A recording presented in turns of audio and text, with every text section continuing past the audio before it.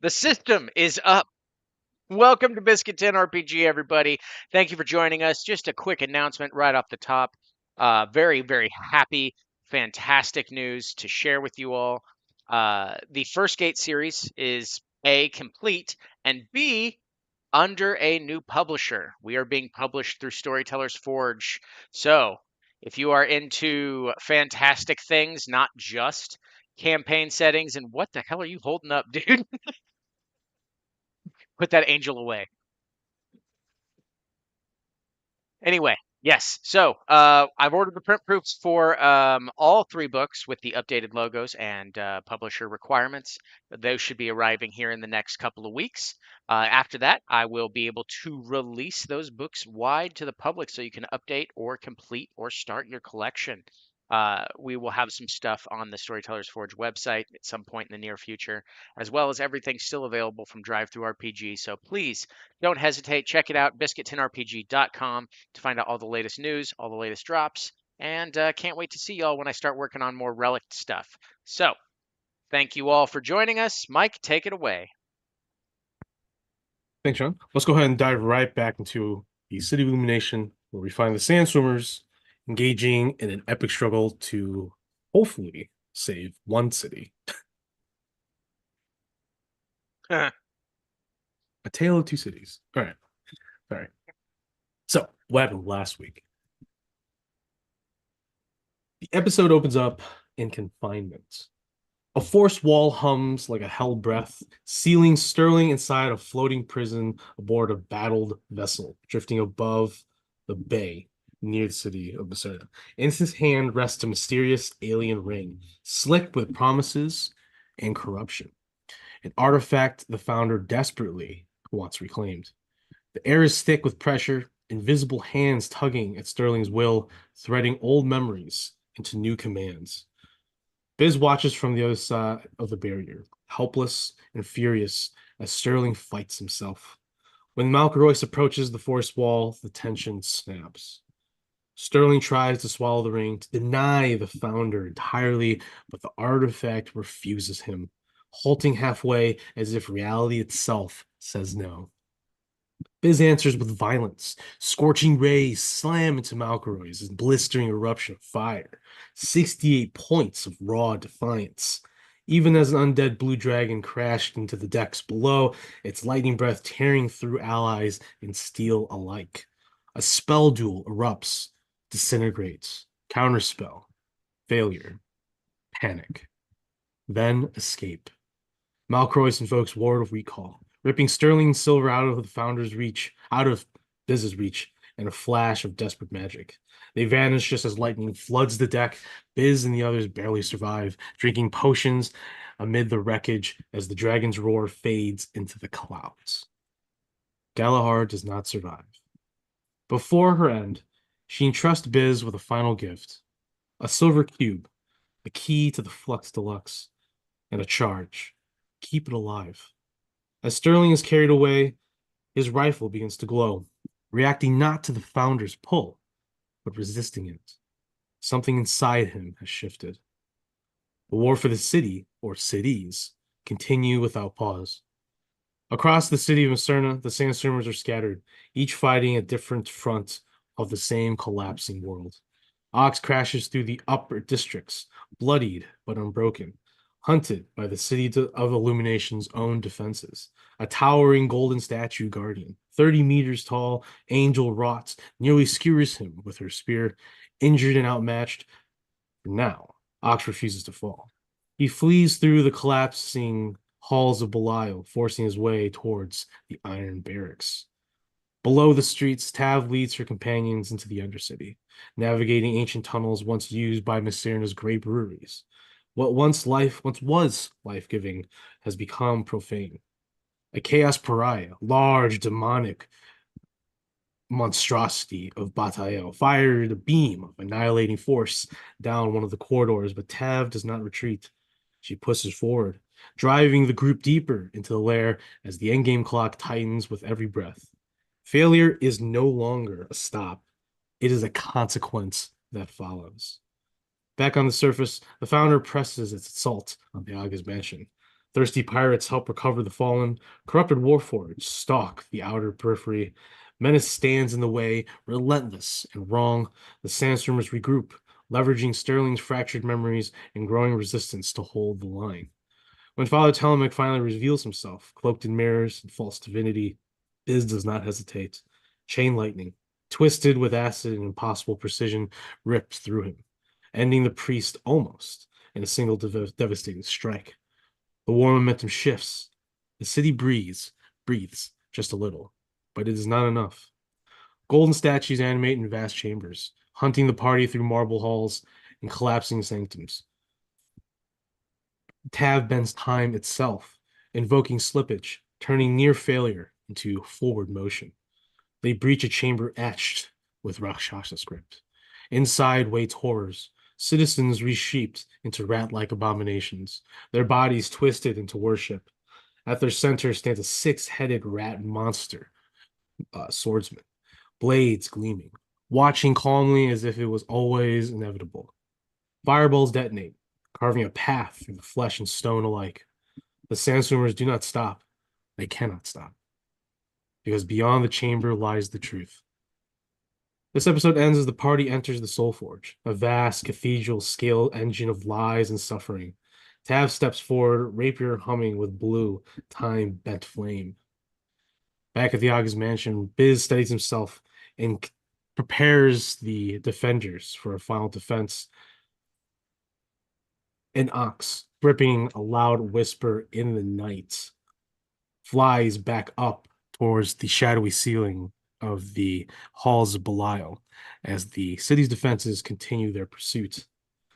But for Tav, from the shadows emerges the Queen of Lies. Beside her stands the six-headed rat monster, very much alive after that fireball. And somewhere unseen, smiling just out of frame, Prundes watches his rivals step into the heart of his design. The Sandstormers stand together. The end game has truly begun. So, a refresher for everyone watching at home as well. We are currently in the third round of this very narrative-driven skills challenge. Woohoo! Currently, we are sitting at 4 for the endgame tracker, +2 for war momentum. Um, I think the endgame tracker we want to get to 12 for the players. Um, that not only that doesn't mean the campaigns everybody wins. It just means it's the best case scenario for the party and the decisions that they've made thus far. War momentum, that's pretty much for your allies and see, and honestly, that'll determine whether or not many of them will survive, but also um the amount of support you'll gain in your skills rolls. And currently we're sitting here at Ox, Biz, and Tav, each having 2 successes. Yes. Because we just started 3 with Ox, right?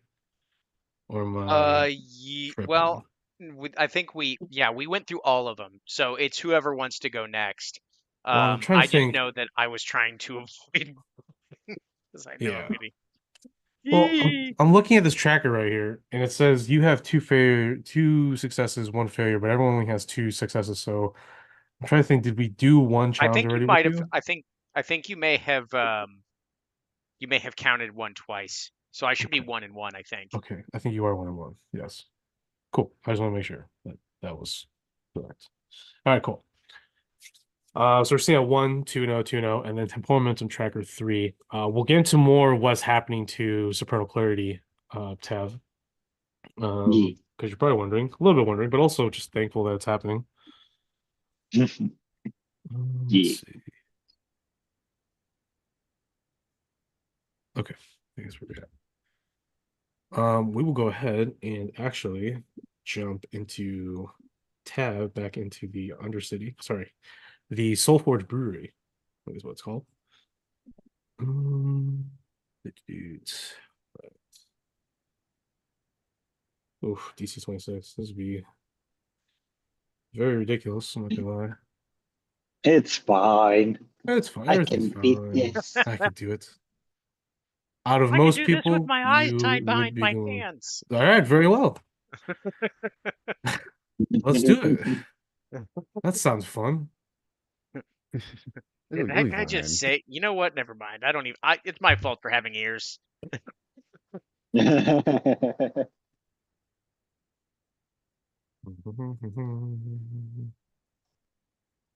All right, so you are currently on the. Where are you at specifically?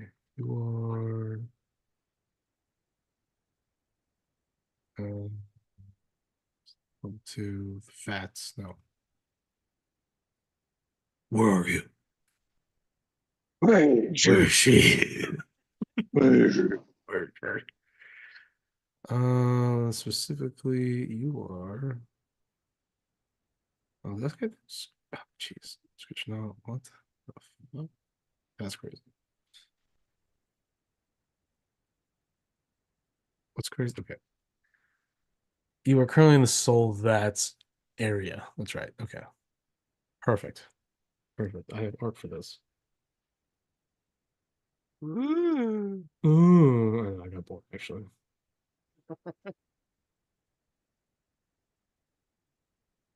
Oh no. Okay.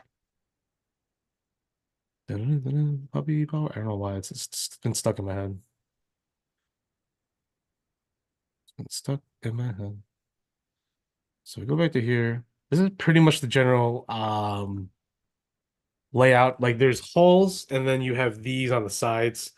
They're like halfway halls or half halls, or maybe just large alcoves. I don't know, but they just have all those vats of souls. Now I generated a new image. Okay. Let's see. That's not it. I would like this image, please. Okay, take your time. So this is you, with everyone in your party behind you, entering this Soulforge Brewery level 2, or floor 2, the vats. Um, just to give you a sense of just the dread, there are shadow spirits or shadow like entities that are sort of settled in between the crevices of shadow, like whatever place where shadow lies. They're non-threatening, but they do sort of drain. How should I put it? Sort of drain your emotions in a way. They sort of numb them. It's like you're in the Shadowfell almost, if you've ever been Okay. there. No. Yeah. No, I have As not. my character, no. As a person, yeah, it's my vacation spot. Um, but as well as the six-headed rat creature that you threw a fireball at, Vexara has also appeared from behind you. Oh, nice. Yeah, and she killed Wusu, that bastard. That bitch. Yeah, so that's the main issue right now. So we begin things. I'll go ahead and share these on Discord too. So, give me a second. Bing bop boom. Bing bong boom boom boom.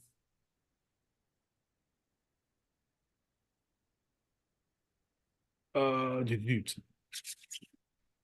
As the explosion and or as the sort of smoke settles from behind you, I mean, you begin to enter the vat's chamber, seeing all the different size sort of white wisps in these glass vats that are either carved or attached into the walls or just resting on their own little small daises.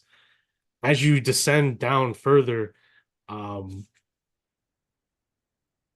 the cackle, I should say the maniacal giggle of the Queen of Lies can be heard. Her footsteps silent at one moment and now thundering towards you from behind. She makes a quick swipe, almost cleaving Gibby's entire upper torso as she comes out of nowhere. Last second, Tav, you are the only one to sort of react to it and get between her and your party. Your party pushes down the spiral staircase into the hallways and begin running with, with all haste. Um, Vixara and you exchange blows and parries. You stab and slice. She scratches and pushes. As you fall back, fending off Vixara, the six-headed rat duelist also appears, lunging forward. Because of your masterful skills in swordsmanship, you manage to parry at the last second before it pierces your heart. Seeing that you are very much overwhelmed in this fight in corridors, you cannot hold them both for long. The party up ahead, your companions, Givy specifically yells out to you, Tab, where do we go? Where do we go? What do we do? Since you're the only one that can actually tell Point of where the view. signs are. So in this scenario, you need to avoid Vexara and Scritch, or at least try to um elude them, evade them as much as possible while your party finds um the signs. And so how can you best narrate, or sorry, how can you best describe to your allies while dueling defensively against two very monstrous foes? Oh God. Yeah. Like, would you call out, like, look for this, look for that? Or would you use magic? Would you call on Lloyd, your patron? Do you have any magical items that helped you, or your allies? I can already tell you that Jumbo and Braga, the tribesmen from Ox's tribe, are skilled survivalists, trackers. They would be a very good help. Um, Gibby was born in the cities, I think, along with Lorenza. So close quarters, and they don't really get claustrophobic as they can navigate tight tunnels a lot faster since they're nimbler and skinnier. Um, what else? Who else is with you? Verkati. I forget that Verkati's with you. So Verkati could do almost everything besides fight physically. Well, he could fight in a battle, but anyways, he's probably your ace in your sleeve. Yeah, probably. Okay. So what are you thinking? You want to just convey in detail or convey something to a specific NPC, just so that they um can understand, like, find do it better. I don't know. What are you thinking? You can talk out. You are dueling as well, so you want to take that in consideration because you don't want that. I don't know. It's up to you if you don't care in this moment as well. But yeah. Mm. But also, while yeah, go ahead. Let's actually one at a time. So, how are you going to convey some sort of message, or how are you going to tell your allies what to look for while you're fighting? Yeah. Uh, You guys are scattered. That's why you're not like directly near them. You can see them from time to time as you're moving, but because the flow of battle between these two, you sort of have to go in directions that you need to go in order to better defend yourself. So you can't always stay in the same hall with them. So that's why I'm asking, because you're not always seeing them, and you are in sort of like a labyrinthine hallway sort of complex. Different halls, there's steps, stairs that lead up and down. Um, it's hard to get a grasp of the area because all the halls look the same. It's just elevation, at least for where you're at.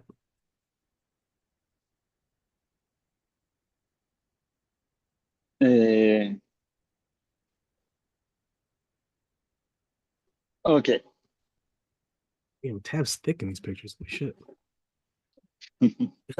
Sorry, out of pocket. Easy. Uh, Sorry.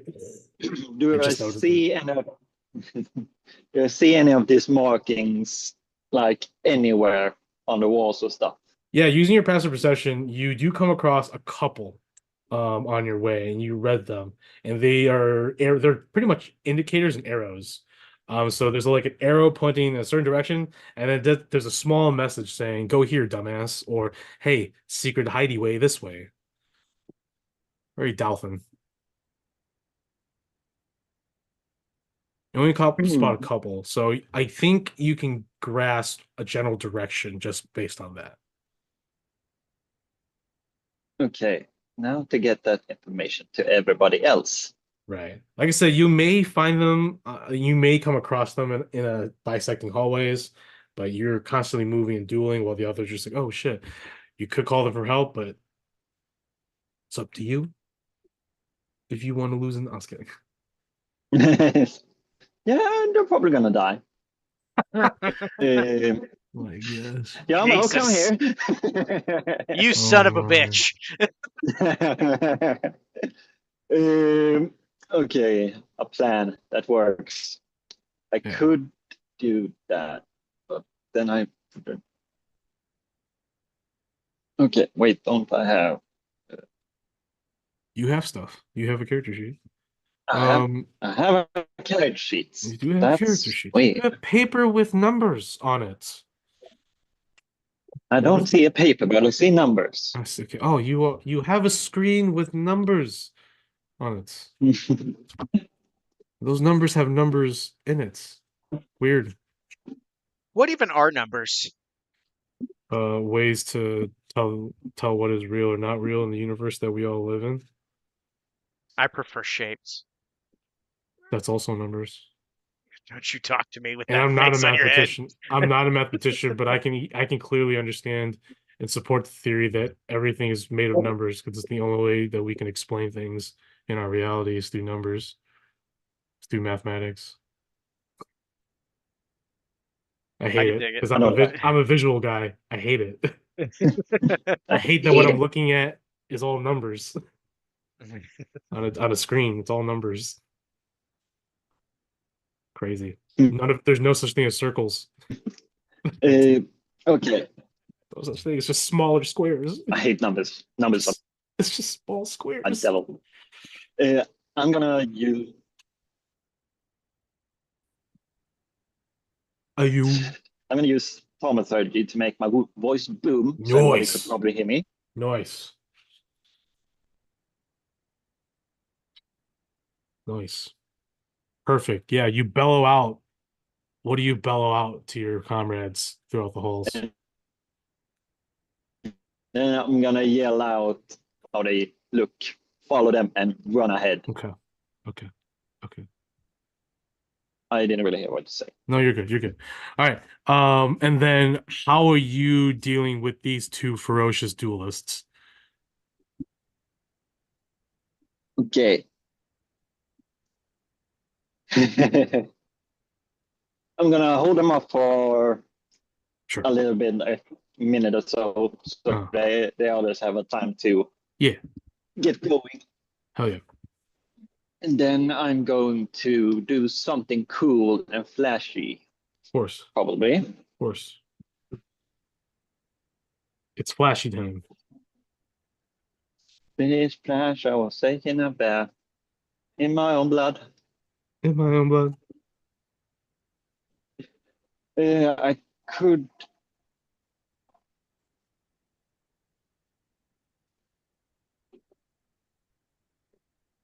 I Hell know yeah, what to bro. do, probably. Hell yeah. Or not. I don't know if that works. Okay. We'll find out. Are there any? How is it like tunnels? Just like there's no open space with pillars and Yeah, stuff you'll that the come hall. across like antechambers and stuff. You'll come across open rooms filled with more of these vats of jars of souls from time to time. Yeah, and those vats are very big, right? Yeah, And not yeah. easy to push over. Oh, they can be pushed over for sure, for sure. They're quite heavy, but you just need to have a running start and then you can ram your shoulder into it or something, or you can have one of them ram into it. I don't know, whatever floats your boat. Yeah. Yeah, So yeah. thinking that I was gonna try to lead them to a Sure. antechamber. So Okay. on the way and try to block the exit Uh-huh. while I get through Gotcha, it, gotcha. Yeah, and the you're gonna try bat to. is in the way, so they have to find another way, and maybe Yeah, we yeah, can yeah. lose them like Gotcha, that. gotcha, gotcha. What are you doing to create such a collapse? Real quick. You cast a spell or I'm gonna something? try. I'm gonna try to use my sleight of hand to Okay. expertly Oh yeah. make Vixara do it for me. Ah, I'm nice. pushing her into it, Nice. Yeah. With using all I'll, momentum against her. yeah, with the thaumaturgy, you yell out to your comrades. It also tells them that they have others, that the others are looking for a way, or that you have a way of finding it. Um, that sort of pulls their aggressiveness off a little bit because you can see while they're engaging you, Vixar is really one that's sort of thinking. The six-threaded hat creature is the one you are primarily fighting, but Vixara will jump in occasionally. But you are good at fighting, and so you force yourself to engage with her, or sorry, you force engagement with Vixara to keep her on you. Um, as you find a narrow sort of alcove or like an antechamber, you notice that there are no other ways unless they go around, which will take time. Knowing this, you engage in a actual conflict. You might say something that would antagonize both Vixara or specific Vixara. You kick things in the way to antagonize her. You throw some magic here and there, but all the while you try to antagonize her to keep her here and try to make a mistake that could hopefully get you to escape. And with that, I will go ahead and say that you gain +2 to the roll. And for your sleight Okay, of hand, it which is pretty should good, right? It's be +9 now? plus 17. Plus Oh, 19 now. okay. That's the DC is 26, right? 26, right? But you do have like a plus a lot. Because I got a 26. Oh, wow. Nice. Nice. Roll a 7 plus 17 and then plus 2. Yeah, that's Oh yeah, buddy. that's gonna get it. So with that, describe how you managed to have Vixara impede herself in your struggle. Awesome. Okay. I just I start with some small pokes just to get her attention a little bit, and then I start saying, "Hey, Vixara, are you really the queen of lies? I think you're talking the truth all the time, but I don't really know. You seem very bad at this." Yeah, And she then, grinds her teeth and she's like, "You shut your mouth." as soon as she goes to lunge at me, I just give an extra spin out of the way and give an extra little push into the vat so it tips over. Heck yeah. As And she then does so, yeah, sorry, go continue. and then as soon as it starts, I run down the way that is about to be blocked before they can react.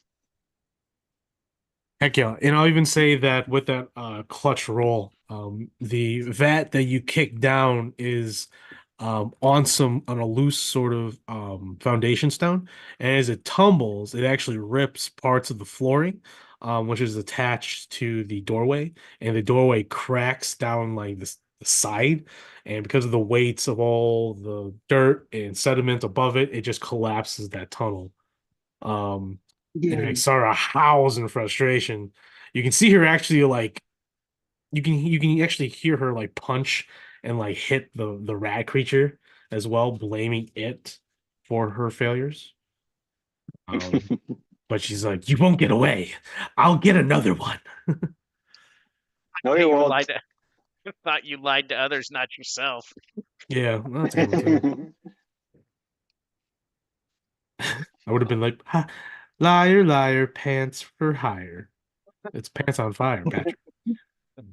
Yeah, well, you would know. That just came into my mind. Um, all right, awesome. That is a success. Success. Tav is killing it right now. With a Yay. success, the end game tracker goes up by 1. And your temporal tracker goes up by one as well. So it's a +4, which I think that should mean something. Hey, Tav, can you Yeah. use slippage? Help a brother out. Oh yeah. Yeah, it's looking good. Supernal Clarity is humming with what feels like a rhythm that you can't seem to get off of, but you don't want to. You know, it's been a while since you really performed for the love of it, and obviously fighting and battle sort of is your stage, right? The rhythm and beats when engaging, the footwork that it takes to do what you do, it is quite a performance. And as you're running, you regroup with Rakati, Jumbo, the Commander Germa, Corlox, Givy, and Lorenza. There's just this rhythm, and all of you are on the same beat too. You're all synchronized, really. And Supernal Clarity is sort of um the conductor's baton or whatever this is called. Um, and you're leading the orchestra of hopefully Prudence's demise. We go ahead and return to the City of Illumination. Ox, you crash, you fly upwards using the wing boots, correct? Back up towards the. Yeah, I had gone up there and I made it through the doorway. And then the thing came in behind me. I had to go under the door using Loud Whisper in the Night. But yeah, I'm on the other side of that door after I went up back where I came from because I was like, I'm just gonna get lost down here. No, you went back up the spiral staircase, hmm and then I I I was trying to make it to the door, but since the the solar lens isn't working, I used Loud oh, Whisper in the Night to sorry, create a fissure. hole That's right. underneath. Yeah, fissure. Right. Um, And then the as I went under there, the I almost got hit with the spear as that thing came back up and was going after me as well. I thought that was the Gate of Eternity. No, that that was this is the one where I'm headed into. I'm being chased by that giant statue thing. Correct. Right. But the statue was guarding the Gate of Eternity, which you entered. That's how you got into the halls of Belial. So maybe I messed up. Hmm, I don't know, sir. But anyways, you are in the upper halls of Belial. The statue just crashed through the ground because it's relentless. Um, but yeah, so that's where we'll pick up right there then. Relentless. You mean hella rude? Stop trying to kill me. That's what that's another. I mean, yeah, that's also what it could be called. That guy's hella rude. You mean Guy's relentless? the rudest dude I've ever run into. Um, here's just a refresher image of what the halls of Belial sort of looks like. Ugh. I'll send you a postcard. Oh yeah. Oh yeah. Oh yeah. Let's see. Oh yeah. Sorry, gotta do one of this. And then we also, I'm just throwing up images for brevity, but also for visuals. Also, I got bored. I want to just make art. I swear, I thought you crashed into it as well. Pretty sure you Uh, landed a devastating blow on this bitch. I don't remember. I don't think so. Because I think I was trying to, like I was trying to go, I went around and underneath of it. No, you did land a blow, but that was the whole point, was to basically bit the blow, fall into your fissure, and then fly under. Yes. Maybe. I'll Sure. have to look at the video. Sounds good. Regardless, the statue is behind you, but it is still chasing after you. Um, where's the solar lens on you right now? The solar lens is either hanging at my side or in my hand. Okay, cool. Gotcha. All right, perfect. because I have tried to get rid of it before and it always comes back. So I'm like, all right, you can hang out Yeah. here. Yeah. All right, perfect. So, in this event, the Guardian statue is now like upping the ante. Hmm. You can see that it now calls on, and when you're entering this area, beyond this, there are multiple halls, still similar in makeup of the halls you came from before in the lower halls. Typical cavernous, well carved rock.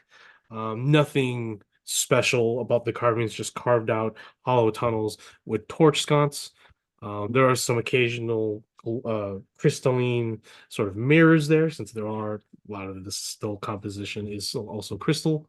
And this one's pretty much the same uh, aesthetics as well in architecture, except the halls are slightly bigger, and you come across more antechambers, more sort of crossroads that lead to more. Um, you know so far from your own history of this that a lot of these tunnels were meant to just funnel enemies into killing fields. But you know the path, the two paths that you need to get to, you need to go. First and foremost, you're looking for the Iron Barracks. You're trying to go to Lena's sword. So you Hmm. start making your way down that way. Yeah. Um, as you do, the Guardian is forced to stop at where she's at. She lunges her 40-foot spear like and almost touches your buttocks as you're running, but she cannot reach you. So she will go ahead and call upon the defenses in the area to help subdue you. As she does, it lets out a sort of siren-esque scream that reverberates throughout the entire tunnels, and even you have to sort of like close one eye because it sort of rings just a little slightly above a frequency that would make you do so. Ah, my And tinnitus. I'm off balance. Oh, I have vertigo. Oops. And oops. Okay. When you do so, you're passing these golden statues of angelic warriors, and you already have a bad sense of, oh, well, I don't know what these are going to do to me now. And as you pass the first few, they start stepping off of their daises and start moving. And these are like typical, like very muscular humanoid. They look like devas pretty much.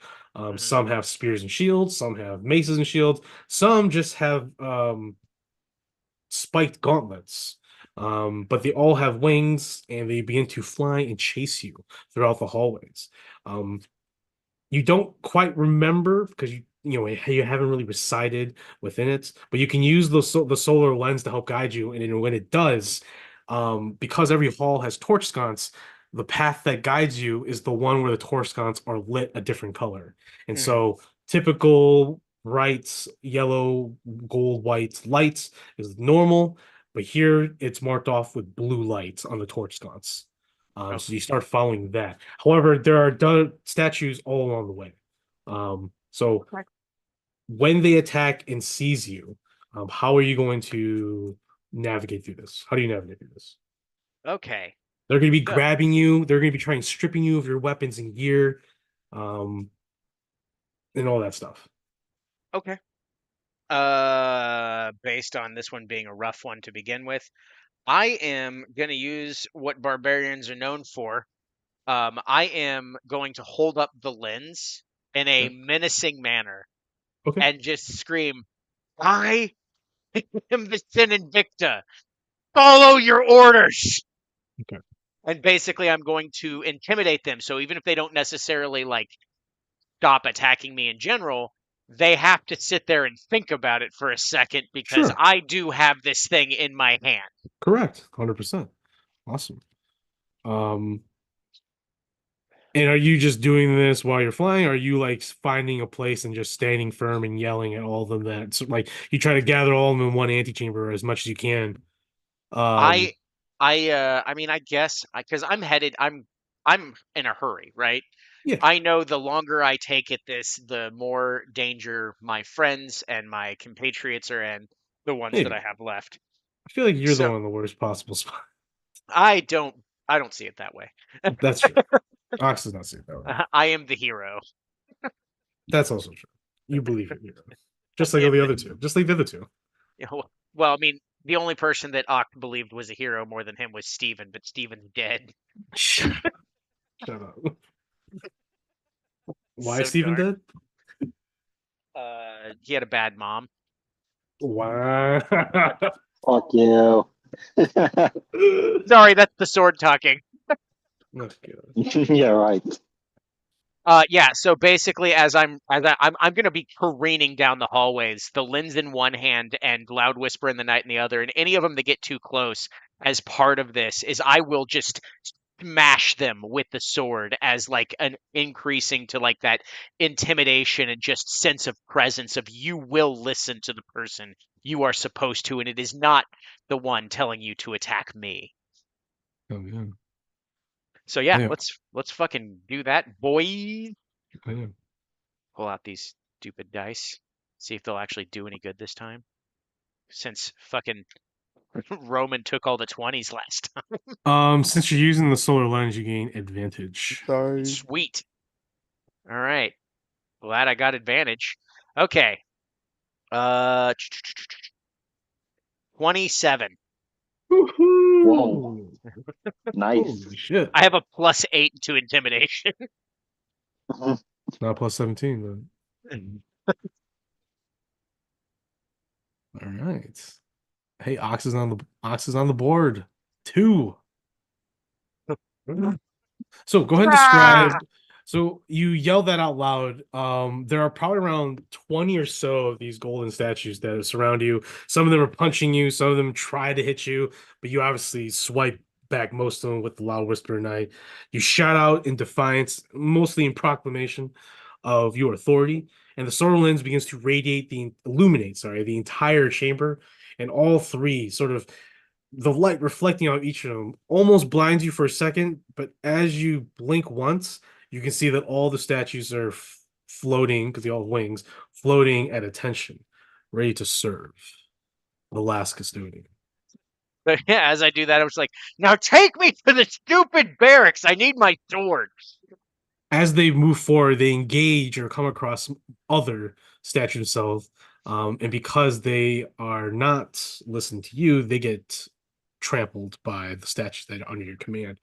It doesn't take too long with these new allies that you've garnered to arrive at the Iron Barracks. The Iron Barracks here is this large open chamber with a massive steel and stone fortress. It bristles with ballistas, um, what looks like to be repeater ballistas, Hmm. and just a fortress within a fortress, multi-tiered. You have countermeasures for siege weapons, and you're probably wondering, how do you get siege weapons in this? Regardless, there seems to be no one besides just a few statues, and unfortunately, as you enter, you see that there's another 30-meter tall golden statue of a heroiness, ready with another 30 or so statues. Hmm. It's going to be a little classic brawl, but you order your statues forward and they engage with resolute defiance against another force that is trying. You try to contact the heart of the city, but all you get is like a muffled response, as if a burlap sack was thrown upon the head of this solar and it's just muffling whatever it's saying. There is Mm, a clear, distinct veil dividing you from the heart of the city and your solar lens. fucking As hella your rude. as your forces move in, the golden statue engages with you. Passive perceptions, there may be obviously the front gate, but you may have to try to look for another entrance into the Iron Barracks. But for now, as you fly around, engaging occasionally, dodging this large golden spear from another statue, we move on to. Oh, by the way, the endgame clock goes up by 1, so we're at 6. And yeah, we go over to Biz. Busy. Busy bees.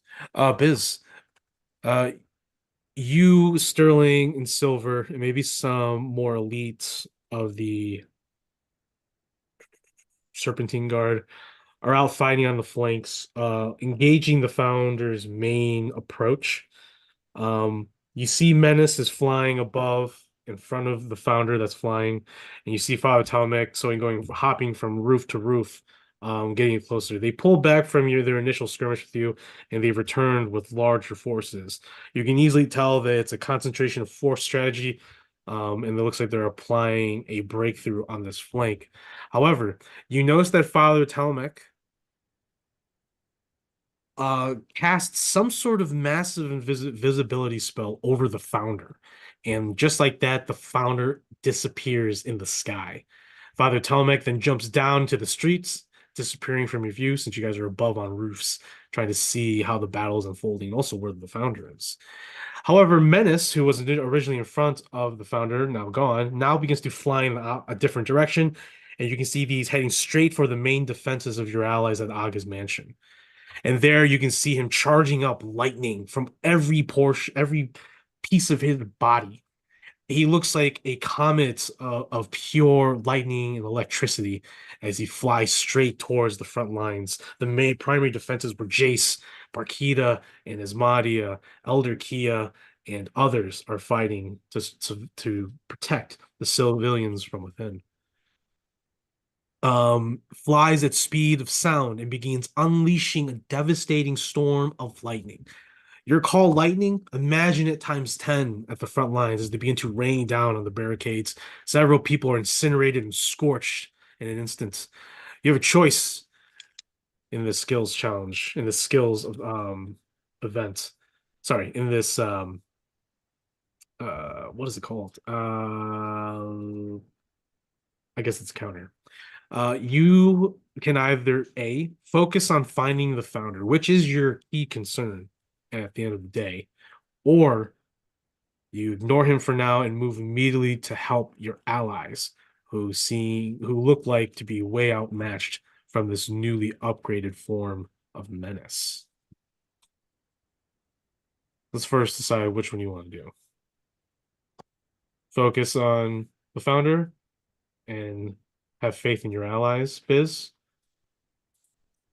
or go and save your allies. I think they probably want to go save their allies. Don't Good want them all to Warforge. get fried. Good Warforge. Okay. So with that, you're gonna have to make a dexterity saving throw at DC 26 as you rush through the storm, withstanding the lightning and moving into repel menace in some fashion. If you succeed, This you repel and you get to inflict some damage onto menace and on the forces at hand. Failure results in 10d10 lightning damage and a loss of many defenders and citizens. okay. Can I roll this with Sterling? Yes, yeah, you can roll with Okay. any of the characters you have. Um, Oh, but how is Sterling going to? Oh no, this is Dex save. I'm sorry. Yep, Dex save DC 26. Did you have any, or you're just gonna rely on I'm seeing what I can do. or that plus 10? What's his Dex save? It's plus 11. Plus 11. It's pretty good. Pretty Um, good. Biz will put his hand on Sterling's shoulder and cast protection from energy and choose Ah, lightning. nice, nice. Okay, awesome. So you gain advantage now on this skills check. And all right, let's see. Plus 11 Dex save. Come on. There you go. Uh, it's going back. It's going back to bite me in the ass. It's a 16. So What how about does No. what's up? so just a quick question for clarification before we go into the oopsies that just happened. How does slippage work in its usage? You get to re-roll, but I think it's you have to re-roll. Hold on. No, that's the one where you get to roll and someone else automatically succeeds. Slippage is successes also advance other PCs narratively, Yeah, a and success then a failure also. causes a complication elsewhere. Yeah, so unfortunately, it has nothing to do with changing the outcome. It's just that a success here also advances someone else's story. Or yeah, Okay. yeah. If you had borrowed futures or staggered Um, present, You mean Ox's favorite borrowed futures? sure. Sure.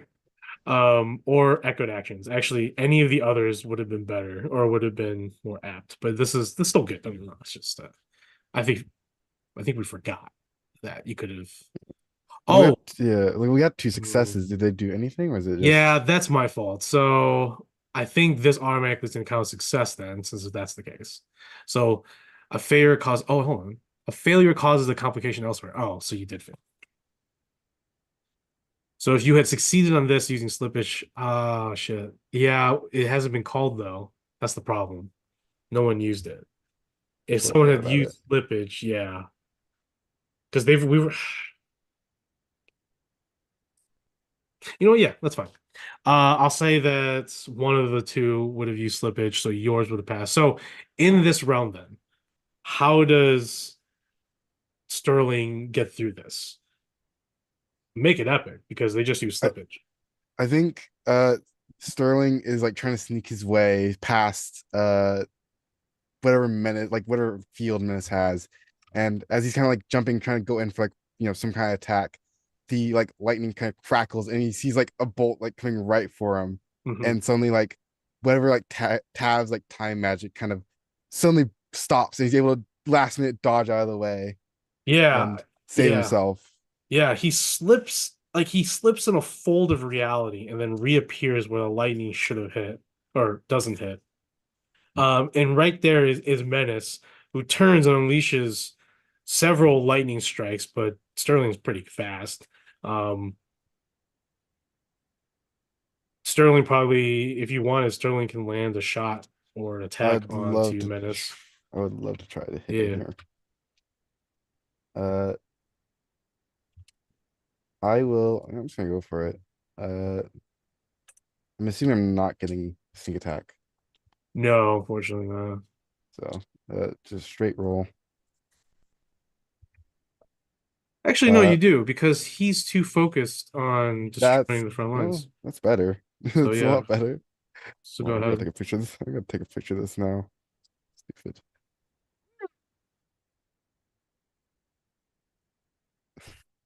So I'm gonna throw my dice, my grip points into this. Okay. So it's gonna be extra. So I'm gonna throw all of them. It's gonna be 4d10 or 4d12 Lord. extra. And because there's a crit, which I'm gonna send, I gotta show it. It's fucking crazy. Man. So basically, what you're saying is I, Sterling is now unloading. I'm unloading. I'm gonna do a shit Yeah, ton of is damage. this the time to unload as much damage? I'm gonna have to roll this in roll 20 because actually I can probably grab some dice. If you want to, it doesn't Actually, matter. I'll do it in roll 20. It'll be quicker. It'll take so long to roll this many dice. Yeah, the So damage is a lot quicker. it's 5d12 plus I believe 5d6 for my sneak attack. Uh, Doubled, so 10d12, 10d6 yeah, it's a lot of damage. plus That's a lot of 6. damage. That's a That's a lot of lot of damage. damage. That's a lot of So I should damage. roll 10 What d12. Sterling doesn't know is that I can deflect this. No, It's just right back in his head. This would probably kill Sterling instantly. Uh, oh, dude, it probably definitely kill Sterling. I think for sure. 109 damage. Damn it, you crit too. I was gonna use arcane deflect, honestly. Damn it. Deflect means I just reduce the damage and I get plus 40 C, but it wouldn't matter Not this time, anyways. buddy. Yeah, no. I actually have Yeah. arcane deflect. It just adds 40 C and reduces spell damage by 15, but it's not spell. Oh, or reduce spell damage by 15, which is really good. There it is. Oh, Jesus. I can only dream of committing that much damage. I was gonna roll. Oh, shit. I was gonna use my Fabled Sandstorms and then I don't Oh, gotta. God. Well, it's a good thing you saved it. So what'd you roll? The damage was 109. Ooh. Oh, God. What's 109 points. his? I do math. He's still alive, unfortunately, but he Oh. is For now. For now, yeah. He did take almost half. You only got to do that one more time. He took almost half damage. Unfortunately, He's that almost was all my crit points. yeah. Aw. He's no joke right now.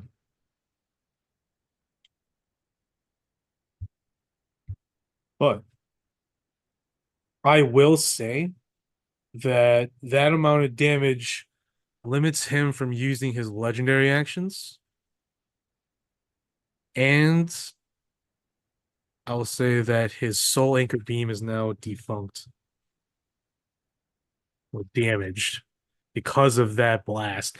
Let's say that you blow half his left shoulder off. That circular disc around him, above him, is also broken.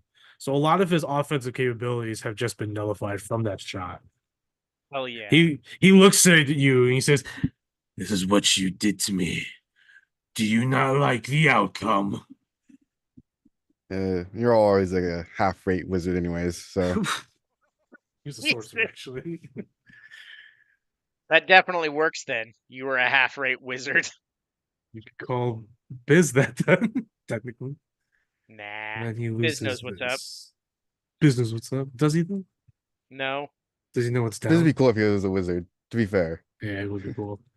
All right, awesome. That is a success and strength. Right. So that moves the endgame clock by 1 as well. Oops. The war momentum goes, oh, actually goes up by 2, I think. So war momentum goes up by 2, even better. We're at a 5. Oh no, we're at a 4. Awesome. Sweet. So with that, the front lines, the main defense is stabilized for now.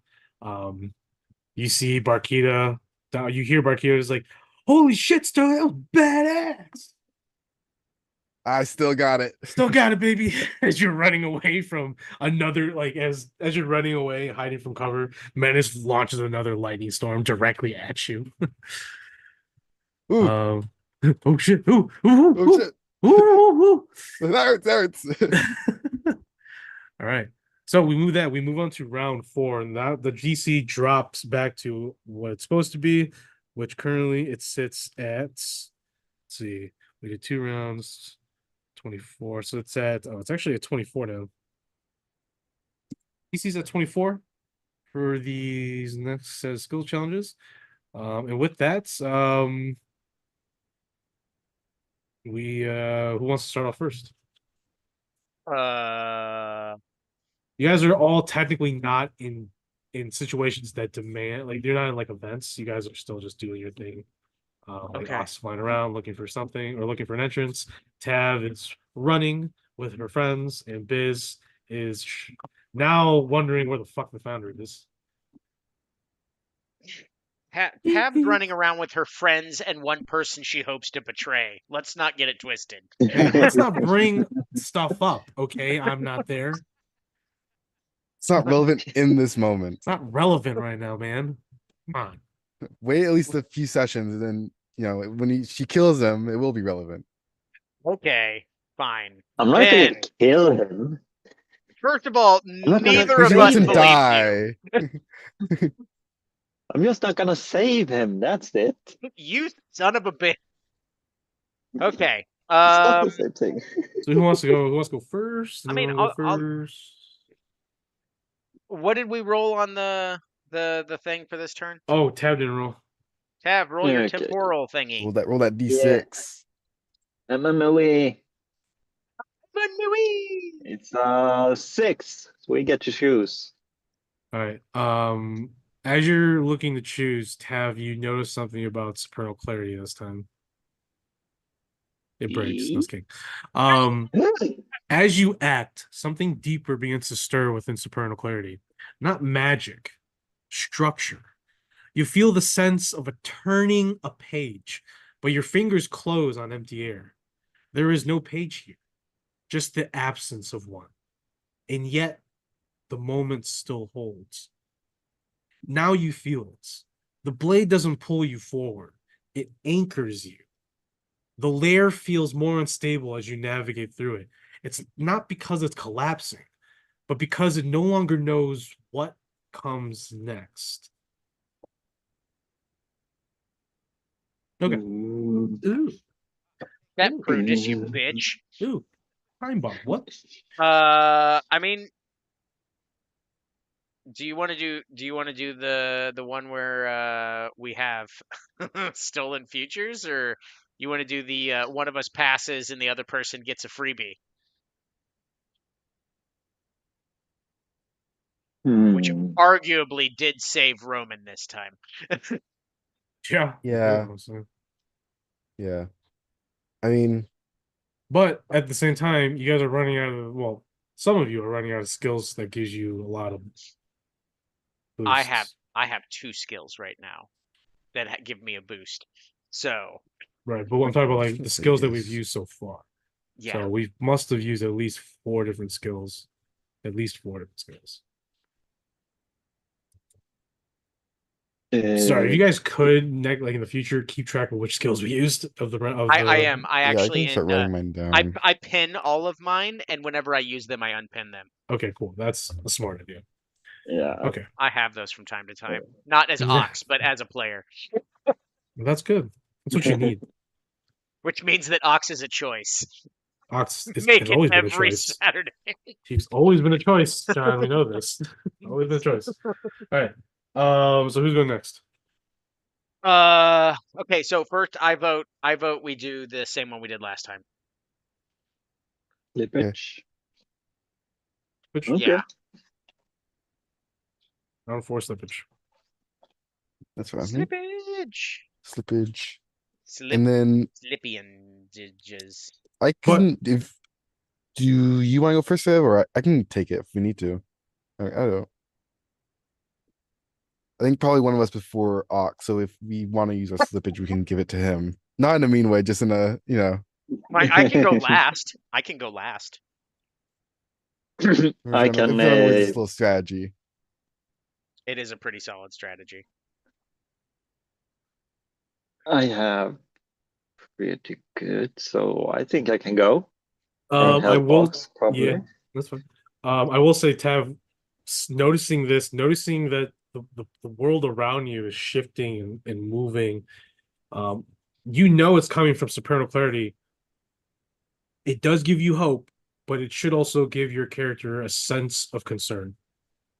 Because with this much power that you're wielding, because when you use slippage, whenever you use these time things, you do glimpse as if you were there with Ox or with Biz, and you bestow upon them something. Like I said, your character sort of feels like it's turning a page in a book when you appear there in in this temporal fold or this temporal zone. Um, but the more you use it, the more you're beginning to notice the world around you changing. And it's not like you feel scared in a way, like fear or dread. It's just you don't it's uncertainty. And however Tav feels when it comes to uncertainty, especially if your life is on the line, I'll let that be you. But that's what she's feeling with every time the party uses this temporal momentum. Okay. Basically assume that there will be a cost at the end of this, depending on how many times you use it. And Well, that's great. you've already used it 4 times, 3 times now. So Well, that's just two, right? Because Three. there's the one last one, and then we did the auto success.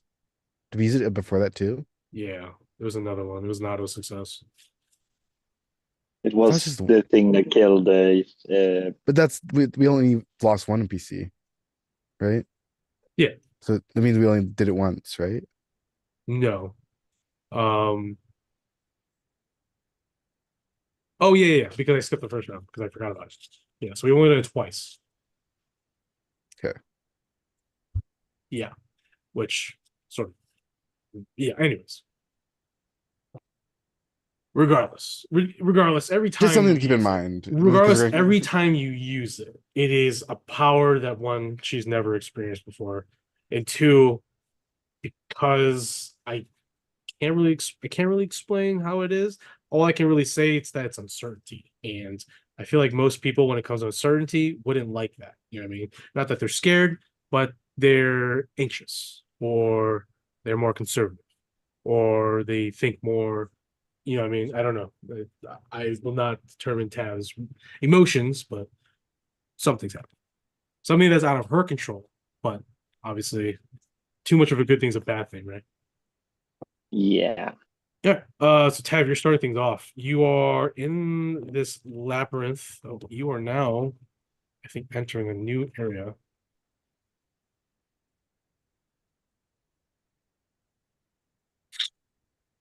You got this, Tab, or you don't. Whatever happens, you've done something. Yay. I'm doing something. You enter into a side chamber, protected by wards that make your skin crawl. Here lies the Fate Fragment Laboratory. Here, the stolen fragments from places, stolen fragments from an unknown source. These fragments appear as shards of crystallized possibility, each one containing the potential for a different destiny, a different life path. There is many ledgers and scrolls with the name Rocastat on them, as if this was all once belonging to this Rocastat. Alchemical equipment of impossible complexity fills the space. Distillation apparatuses that seems to bend space around itself. Crucibles that burn with cold fire and measuring devices that track concepts rather than quantities. The very air shimmers with potential, making it difficult to focus on any single object for long. I can sort of show you guys what that sort of looks like. I guess I'll just delete this. Sort of the chamber that you enter in, Tav. Okay. And There's just these weird assortments of alchemical tools and measuring devices, but more importantly are these fragments, these shards. And when you approach them, it hums and attunes itself, sort of synchronizes or harmonizes with supernal clarity's frequency. You feel everything interacting with you and with your supernal clarity, and you feel time slow, then speed up, and then slow. It is this zone of complex realities that you're in, and it's all because supernal clarity is radiating with immense power. Corlax turns to you and says, "Tav, what's happening? What's going on with that your rapier? It's as if time is under your control. Do you know anything about this? Have you always known that you've had this power? I know that it can control time. I can stop time a couple You've times. seen it, I but have like, done that. right. This is beyond that. This is like actual control." And Givey's like, "What else are you Yeah. hiding from us, Tav? Huh? What else are you hiding from us? If you could control The time a little so time, why couldn't you say Bozo?"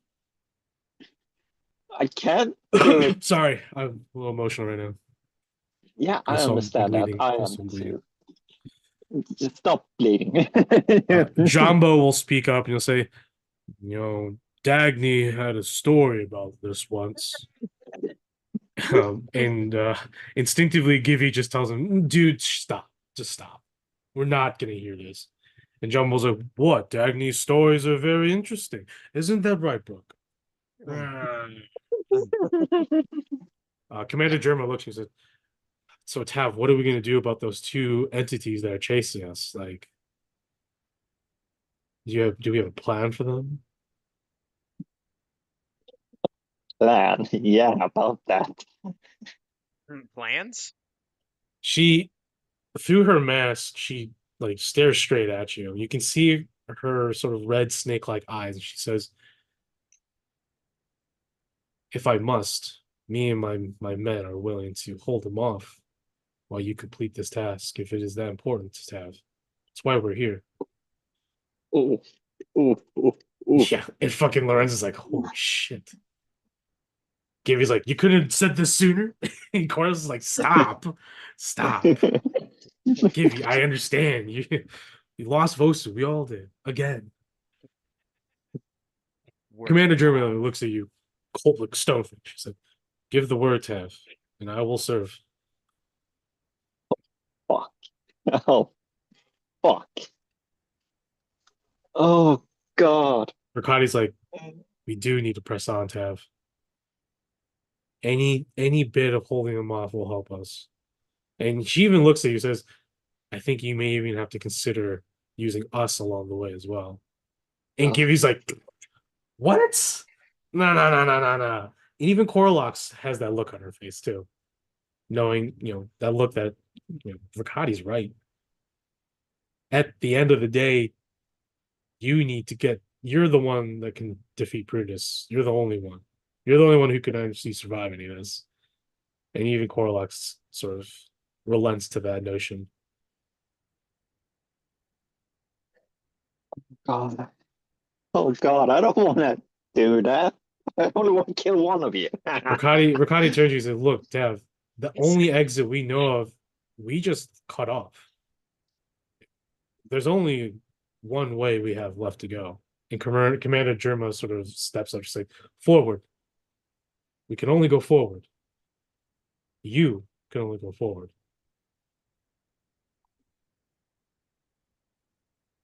Okay. So what's the plan? What do you want to do now? You have some time to yourself, but you have the time to think about what to do next. You're in this area dealing with that contains very interesting magical fragments.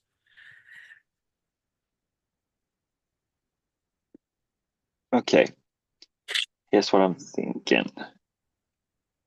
If we're gonna leave them behind, then I want to first set up some traps to maybe help them survive, or at least incapacitate those two. Okay. But I'm also want to study these fragments a little bit, but I don't really know if I have time to really understand them. I think the traps is the most valuable to us to try to slow them down more. Oof. Okay. Okay, how will I do this? How will I do this? Use the How will I scientific do method. Just taste it. this? I'm glad that we all remember that nonsense. It worked sometimes. How many times did we get poisoned? Not enough. That's the point. A lot. I do have some scrolls also that might help them. Okay, I'm gonna start by checking out the fragments, see if we can use them in any way. Interesting. Okay.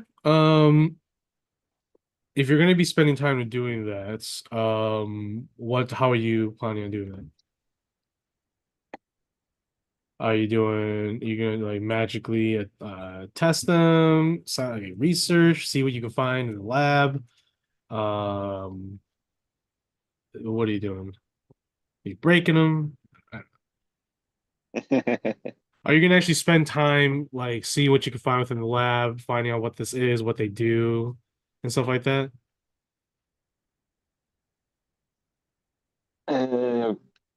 Let's. Okay. No, no. Oh God. Oh, there's so many choices. I could I have Bacardi try to look at the papers and see Yeah. what he can find? Ricardo looks around, and it only takes about maybe 10 minutes. He'll come back with some research notes, a couple of diaries. Because he's a smart lad, he quickly grazes over all of them. He says, it's all profane stuff. Apparently, these are all fragments of time and fates. It says here that these all belong to some old Rakshasa named Rokastat. Apparently, he was one of the infamous leaders of those caravans back in the day. I don't know if you guys remember that. But apparently these are fate fragments. They hold pieces of fate of people of our world. I don't know how true it is, but it feels mysterious. Um, Coralax will chime in. So you're telling me that these are all fragments of fate of other people.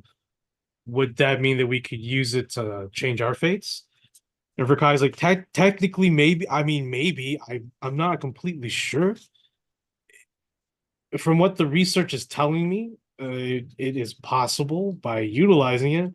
However, we have to consider of the side effects. I can only assume that if we keep stealing time and misusing time, that's probably going to affect something or someone. That, or I don't know if it corrupts us or like destroys us. For all we know, we could just be eating poison and not, not realize. Poison. But Coral will say, well, that seems desperate. I've heard stories of these fate fragments, this Rocastats, and it's apparently he was one of the infamous soul stealing caravans 30, 40 years ago now, but apparently this guy was stealing souls and putting them into these fragments, and then he would ingest them. Story goes that that was the whole reason why he was able to live so long and steal so many souls, because he kept eating fragments.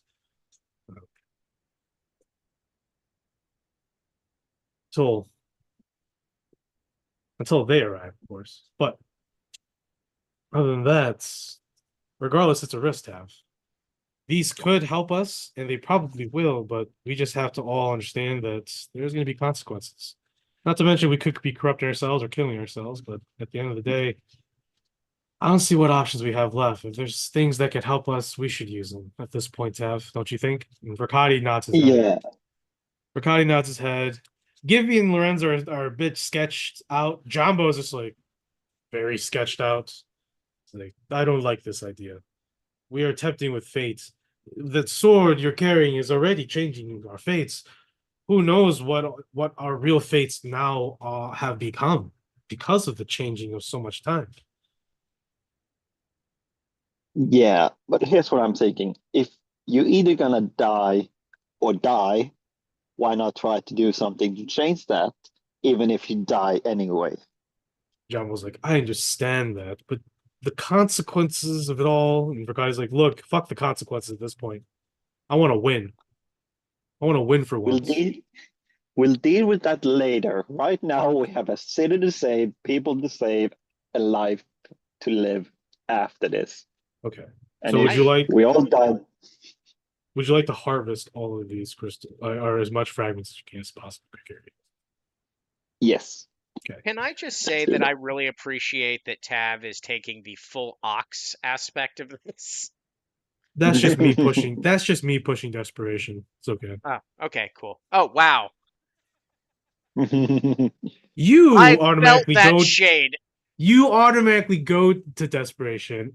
I have You to live push in these people. Yeah, desperation. you live on the edge. It's how you function. So I am an edgelord. You are an edge lord. Yes. Yes. You talk to your sword. You're an edge lord. You think you're Sephiroth. But I'm really just Cloud before the No, experiment. you're just that's a good one too. Or you're Peter Griffin who is into cosplaying and he dresses up as the hottest male characters, but it's Peter Griffin.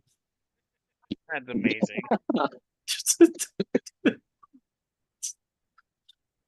I'm not There's a even meme. mad about it. There's a meme I'm going to share you. That's where I got it from. It's so good. Okay. So you harness as many of these these fate fragments as possible. Um, you're the first one to touch it, and as you touch it, you just get a rush of memories. And this memory that you touch is this young halfling orphan who young halfling half orc who grows up in the orphanage in the city of Baserna, who becomes a city guard. You see his life flash before your eyes. He joins up, he joins the freelancers, and then you suddenly see that he joins the freelancers that rebels, and the last thing he sees is getting cut down by Ox during the battle of the freelancers tower. You pick up another one, and that's what you see. You see many of these people find their fates end at the blade or bullet or the edge of one of you. This is Oh, hot. fuck. Many of these that you pick up and you're touching, it even gives you like, oh, holy shit, Tav, you fucking decapitated this person. Oh, cool.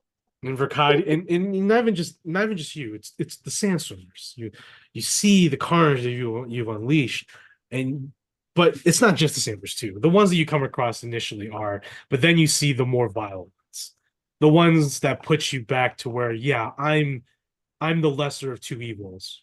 Because then you see what happens to the rest of these people they got captured, that got turned, that got cloned, that got used in some of the most heinous experiments down here.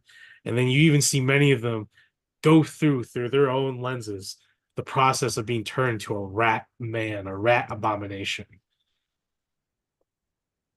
And that's when you Oh, hear the clickering of teeth and the whistling of a maniacal demoness.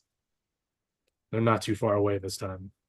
So, with this horde of fate fragments, you gain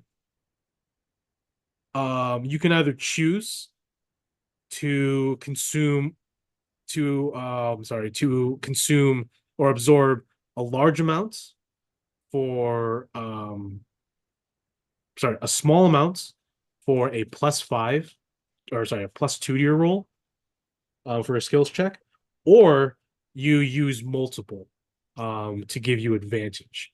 Um, I'm just gonna say, sort of just to keep track of it, if you use if you choose to do large quantities more often, you'll run out, as opposed to just using some for +2s. Does that make sense? yeah. I will say that I you agree. have 6 uses in total, but if you want to use the bigger ones, they count as two instead of one. So if you want to just get the +2, it costs one. If you want to get the advantage, it's going to cost you two. Cool. Yes. So fate fragments to use, 6 fate Uh, frags. um, 1 for +2, 2 for advantage. Okay. So with that, Commander German looks at you and says, "Let us be the first line of defense." Tev. And she pulls out both her scimitars. The goblin saboteur is a saboteur. She has magical trinkets and traps. You can see that she has little winding wooden cars. And she's just, oh, don't worry, there's bombs in these things. oh, perfect. And she just puts them all over the place. The dancer starts setting up a little dance floor, and she says, "I'm going to try to distract and hold down the area while those cars." You can hear their plan. The Goblin Saboteur is going to launch all 50 of her toy bomb car bombs at them, in the hopes of collapsing as much of this room as possible, like collapsing the tunnels behind where Tav and you are going, but also destroying as much damage as possibly can. They're just going to fight to the death. Um, yeah, I mean, that's the plan. Unless you say no, we're just going to blow this place and you're coming with us. Okay. Oh God. Uh, I'm gonna salute them and say thank you for this and good luck and leave. Jumbo says goodbye to Commander Germa. The last to say goodbye, Germa. We will not forget you. I will make sure me and Braga, when we return back to our tribe, we will tell stories of you. Verkadi just shakes his head. Verkadi just shakes his head. All right. You will not return. Moving on to the Oh, this level is still pretty vast. So you're going through more and more of these rooms. And as you do, you hear the battle playing, the explosions ringing from the bombs from the Goblin Saboteur, and then it just falls silent. However, um, there is something watching you through these halls and rooms as you make your way with speed.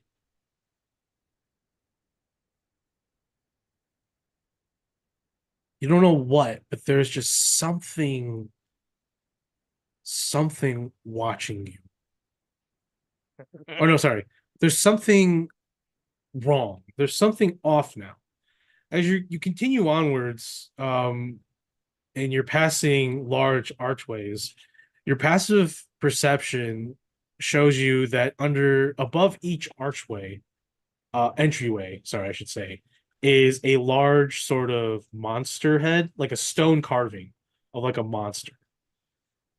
And the first two sets, you notice that they're right above you. You can hear what sounds like rushing air. So you at first you think this is like a vent until you get past another archway or doorway, and when you start to hear a hissing sound. So you stop. Coralox the first turn you and says, "What's up, Tev? You hear something?" You take a step back through the doorway and you look up and there's a hissing sound. Um, you ask Braga and Jumbo to help you up, and as you get help to climb up and put your head towards the mouth of this monster head made of stone above the doorway, you can smell gas. Oof. And as you look down the nearby halls and hallways, you can only imagine because you see more of those heads. They're filling this whole floor with gas, some sort of gas. When it hits your nostril, it burns a little bit, sort of like mustard gas, you could say. And with that, you need to find your way off out of this floor, out of this labyrinth, before the gas fills up. Now, as you're now starting to realize this and starts rushing, you notice that several of the up ahead, there's two uh, doorways. Up ahead, one of them closes. Like a stone wall just appears from the side and seals it off and forces you down a different hallway. Oh, fuck. So for this skills challenge, you need to figure out how to one maneuver through this living maze that you're in and escape before you are sealed in and the gas takes hold of you all. So in this skills challenge, the DC is set to 24.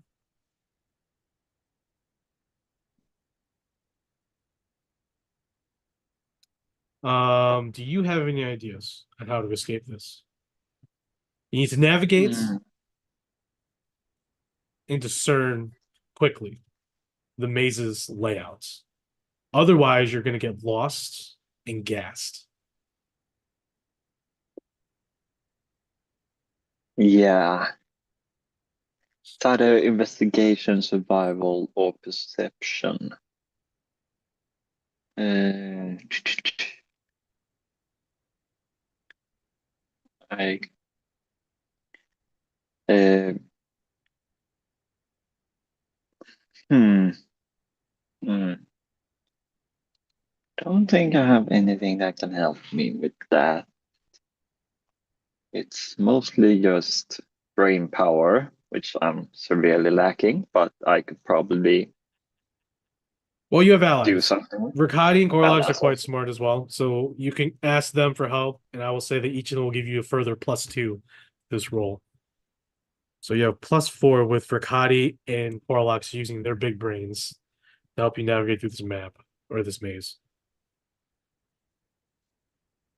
Now, did you want to split up or did you want to keep everyone together? Mhm. I would say Splitting up, this. Yeah, what's up? splitting up is not a great idea if you want to keep everyone alive, but it's a True. great idea to find the exit. Exactly. But I want to keep as many people alive as I can, so we probably should stick together. Okay. But uh, think it's investigation what I have to do and try to find a pattern to how the maze Sure. is moving and Remember, which you do have fate fragments, so you can use one or two to help you with this as well. uh, I'm gonna use one just because I don't want to lose anyone. So I get a extra +2 to that.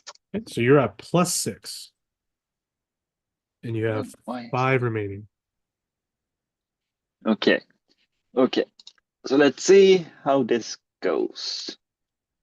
Where is it? There is it. Okay, come on. So first, describe how this all entails before you roll. How does Tav and Givy and sorry, how does everyone get through this? How does Coralax and Verkati's brains help you get through this maze as it fills with gas? Uh, well, as we're rushing through and the walls is changing and moving, we try to see if there's a pattern to it changing and if it's trying to close us off from somewhere that it doesn't want us to go Gotcha. Oh yeah, and see if that's the place that we should go. gotcha. And I rolled a 10, rolled a 3 plus 7 plus 6, so 16. Mm. 16. So I'm With fucked. that, you and even with the two think tanks with you, even using the fate fragments give you ideas of where to go, but it's all scattered. It's fragments of people's memories, people's fates. And so you don't get the best idea for the most part. Even worse, I don't think anyone here speaks Abyssal. No. And because of that, it's even more challenging when you're coming across rooms marked in abyssal with icons and glyphs and words or phrases. But even more so, you just don't know, and you begin to realize that you are being guided down the path that whoever most likely Prunus wants you to take. And as you does so, the gas fills the entire floor rapidly, and you do get to a point where you think you may have found a way out, only to find that all exits close and the gas is now more visible. It is this hazy yellow green and it begins to take effect. So, everyone in your party,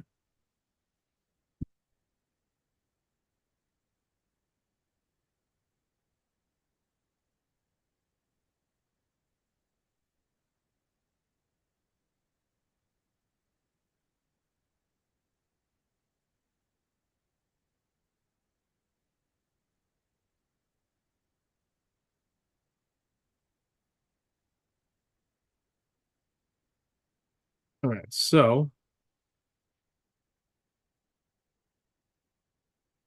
the entire area now is considered heavily obscured, everything because of this gas. Um, so initial exposure, I need you. Actually, no, since you failed the check, it's unfortunate. So everyone is taking 8d10 poison damage. Oh, Oof. 51 points of poison damage. Every creature is blinded for a short duration, and everyone is considered poison. Um, only way to get out of this or to at least stem the effects is to wrap your face and your eyes. Or if you can create some sort of shield or whatever to protect from inhaling the gas or keeping the gases off you. But for right now, everyone in your party currently, Tav, is going to be taking the sustained damage until you've. Now there are clear zones, so you're gonna have to go back, but going through each clear like room, you're going to be going through gas-filled chambers or halls. So suffering 8d10 points of damage for every time you're still in there. Everyone is blinded and everyone is poisoned Oh my god. at times. Um, Now, because you're poisoned by this mustard gas, which is just a variation or a special form of mustard gas, um, I'm sorry, the initial damage was 60-10. Throughout it until you get out, you suffer 2d10. My bad. Okay. 2d10 for every 6 seconds you're in there. And unfortunately, because you're currently poisoned until you figure out how to get unpoisoned, you it ignores resistance to poison. Oh, sorry. Yeah. This mustard gas ignores resistance to poison. Well, that's great. Yikes. Ignores because it's been blended with abyssal influence to poison. Ooh. Yeah. And you're beginning to see your skin blister. Any exposed flesh on all your characters and allies, you can see skin blister and split. Hurts. Hurts a Oof. lot. All right. Like I said, there are some countermeasures that you'll have to try to figure out, but we'll get back to you just a sec. So we have I think it's our second failure of the day. Would you look at that? First failure of the day, second failure of the. Failure of someone else. Now I'm gonna let the dice decide whose failure that be. 1 to 10 will be Oh, Ox. 11 to 20 will be Biz. that's tough. It's gonna hurt no matter what. It's gonna be Ox, or it's gonna be Biz. Oh, Fuck me. Oof. Oof. ooh, I survived. Now I am gonna count that as a failure though, for the other person as well. Actually, no, I'm not. It's just gonna be a detriment. So for Biz and Sterling. Um Biz and Sterling and Silver, you just managed to repel Menace, who's pulled back behind the enemy forces. Droves of more undead. You can notice that it's now mostly undead, as it's very apparent that they would rather use undead as fodder at this point. But there are some demons still flying around. As Menace withdraws, obviously you turn to um, Sterling and Silver. Well, Silver speak up, like, okay, we need to find the founder before it's too late. And then suddenly Sterling and Silver both feel this tinge in the back of their head, like invisible tendrils wrapping around them and pulling them back. I need Sterling and Silver to make wisdom saving throws. Okay, that's a bit better. Wisdom saving throws for both of them. DC Silver. is what's the highest you can make? Uh, Sterling's highest is 24. Okay. And then Silver's is +9, so 29. Okay. Yeah. DC is 24. Okay. So it sounds like Sterling's not making it. Sterling's not making it. Okay. It's a 15. And then Silver. What was this one for Silver? That will way off. No. Both fail? Both fail. Fuck. No, and Silver. 21. They temporarily fall back under the commands of the founder. And the next skills challenge will be unavailable and will impose a disadvantage as they turn on you Jesus. momentarily. Things are looking bad. All right. Looking bad. So disadvantage on the next skills for this. All right. With that, because they turn on you, they start slaughtering. Like Sterling turns around and immediately fires at a line officer, like he said, "Thanks, we'll take it from here." Boom, blows the head off. And just, and some of the nearby military, why Sterling? And he loads another shot, fires it right through the heart of another random city guardsman and dies. Silver just immediately lunges on a nearby set of normal citizens who volunteered with improvised weapons and just guts them clean. This is gonna And be chaos pain sort to of explain. embrews in this area of the defenses. And Biz has to do whatever he sort of can in the moment to just settle them down, keep them from killing anymore, because he doesn't want to hurt his friends, his family. So we move on to. Do we want to move on to Biz or Ox next? Oh, Uh, So unfortunately, because that was a failure. The endgame clock drops down by his 2. auto fails. Yeah. Okay. It auto fails. It drops back down to 2, or sorry, to 4. The war momentum drops by 2, and the temporal momentum drops by 2. Jesus. Okay. Damn. So who's going next? Actually, real quick before we go next, let's go ahead and take a quick break. Alrighty. Weebity deebity deebity. So that was Cute.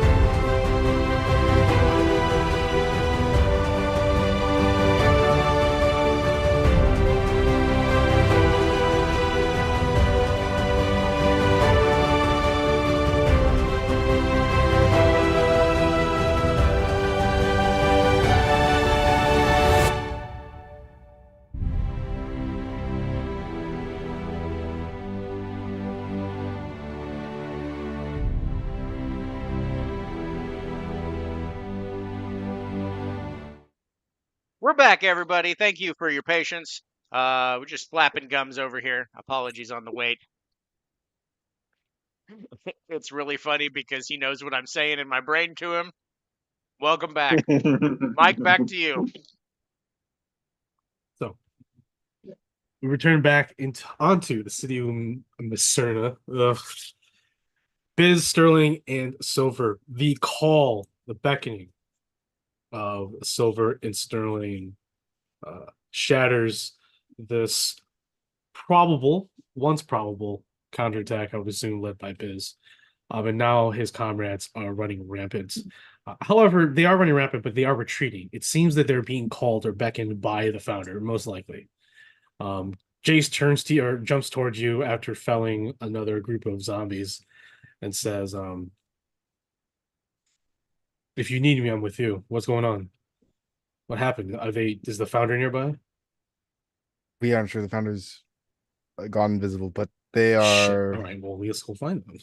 Yes, we need to find them, and they've both have been taken back over. We need to work quick. Of course. Okay. He's going to cast absorb elements. So Okay, doesn't find him, but you know what? Good on you.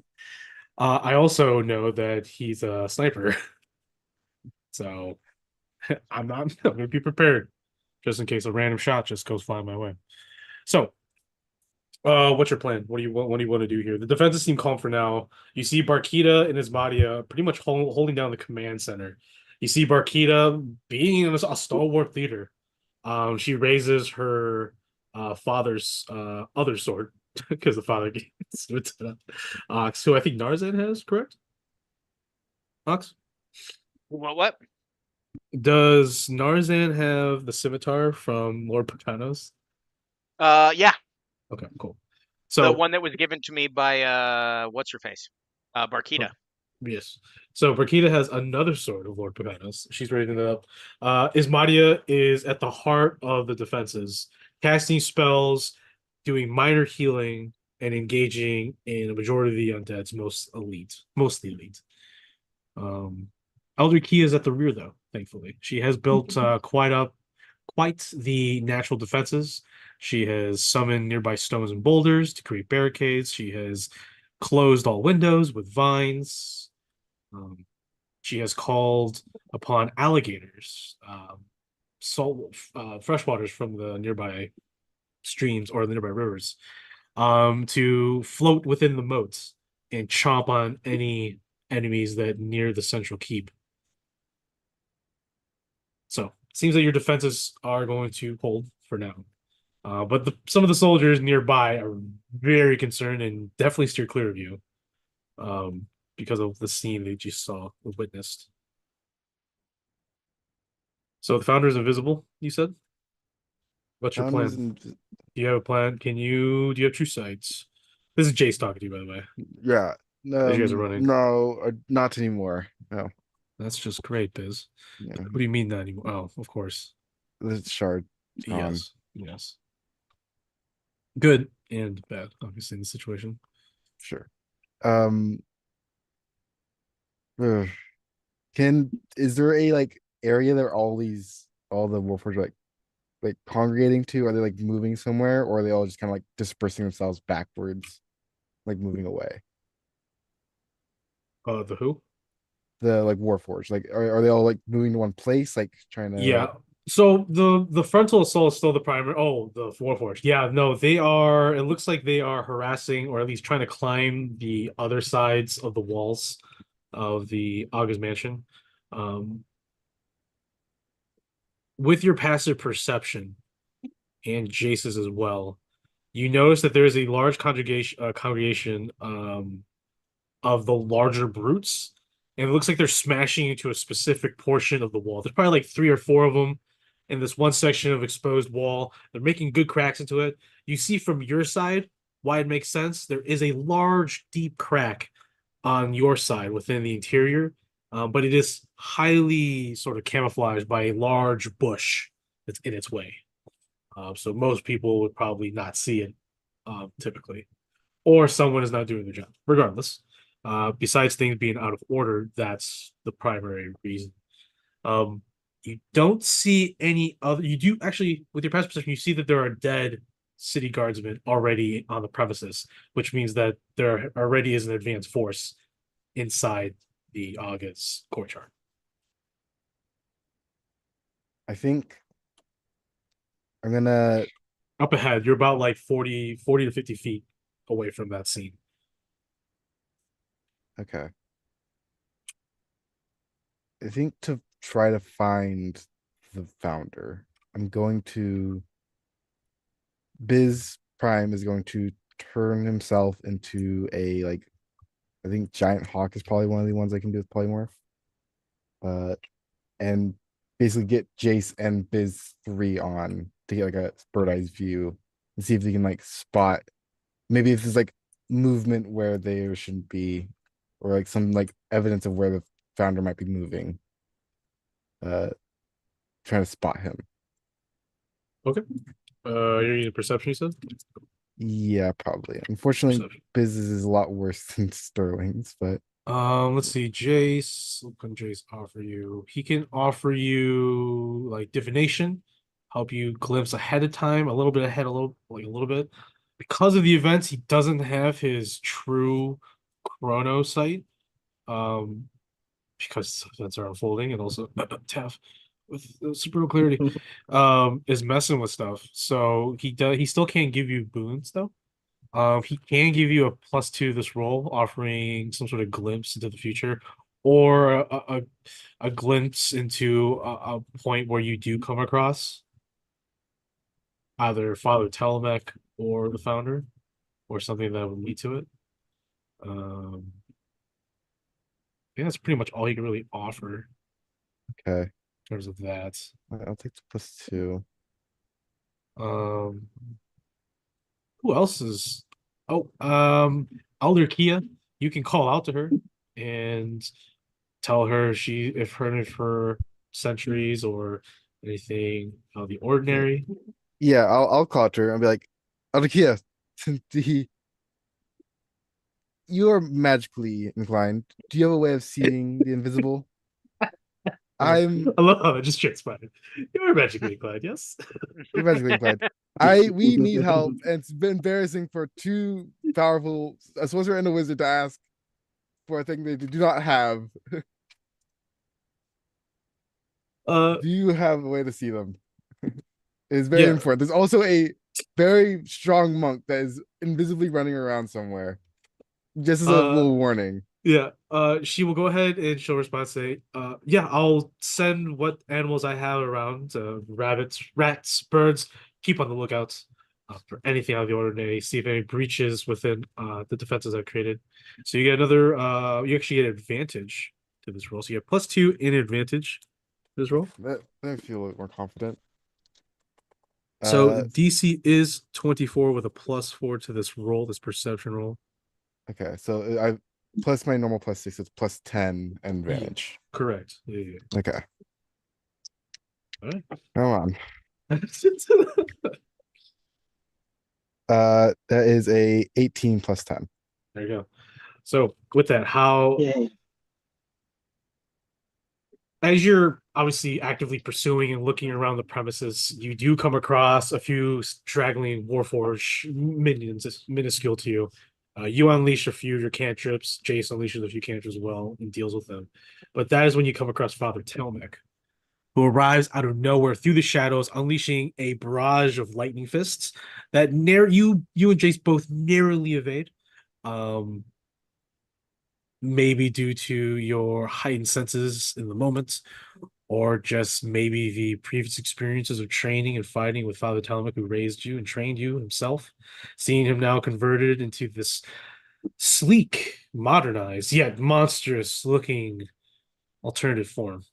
It is close yet sickly at the same time. Father Telemac looks at you coldly, but this time there is no endearing spirit within. It is just a cold entity that looks like Telemac. Though his punches and skills are quite real and do definitely reflect your old tutor, master, um, father figure that raised you. Let's see what his ability was again.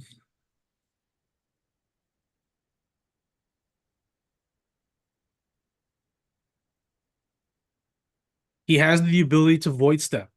He void steps between you and Jace, unleashing a flurry of what was going to be smites, but thankfully, you nearly escaped. Maybe the temporal time happened again. Who knows? Um, but as you do so, you don't find the founder yet until crashing to the side of the main palace and exposing itself finally, dropping invisibility, is the founder. It crashes to the side of the main keep. It disgorges more Warforge of nefarious natures into, and you hear the clang of battle and the screaming of women and children as the founder finds its targets. But thankfully, though, you have found the founder and Father Tomek. You call upon your defenses, and Elder Kia is already there to respond. She begins sealing up as much she can of civilians that are exposed within that center ring, and she summons treants from the nearby trees to just weather the onslaught by the founder. But because of that, Elder Kia closes off the rest of this area, making it just you, founder, and Father Tomek with Jace and Elder Kia. So just you five. So you guys are isolated, at least, which sort of what you're looking for, but we'll see. All right, so that's a success. Awesome.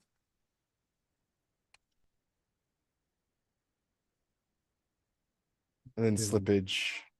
And then we get to choose Ox, obviously, since he's the only one available. What do you Let's see, mean? let's get another one.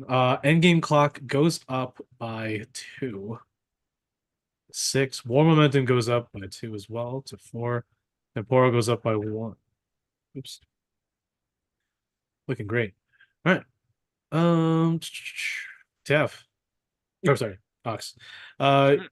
you are flying, dodging, parrying blows from another 30-meter foot tall golden statue that looks like Athena from our world, Mhm. with spear and shield in hand, her helm covering a glaring face, with intentions to maim and destroy you. Um, however, the defenses outside, there are other golden statues fighting the current golden statue that had under control, and with it, your solar lens pulses, and you feel more and more will and authority sort of brim inside and sort of expand your chest. Um, some over the course of the skirmishes around as you fly, looking for another entry point, also evading the large statue, are beginning to turn and serve your cause rather than the heart of the city, most likely. So, as you're looking around, Hell yeah. the statue is recklessly attacking you. It is lunging, it is crushing its own forces, it's crashing into parts of the fort until suddenly it trips and crashes into the fort directly. It smashes its head into between a large stone natural pillar and a constructed tower, a siege like counter or like ballista tower. It crashes into it and it sort of bends the metal neck, and so its head gets stuck and it just can't pull itself out for the most part, and it's just stuck there. Hell So, yeah, but it makes idiot. an entryway. It makes an entryway into the fortress. Within the fortress, you see that there are a few other golden statues, larger ones. Looks like these are the champions. Hmm. Um, and yeah, you fly into it, I assume. Yeah. Yeah, I'm gonna fly Awesome. into it.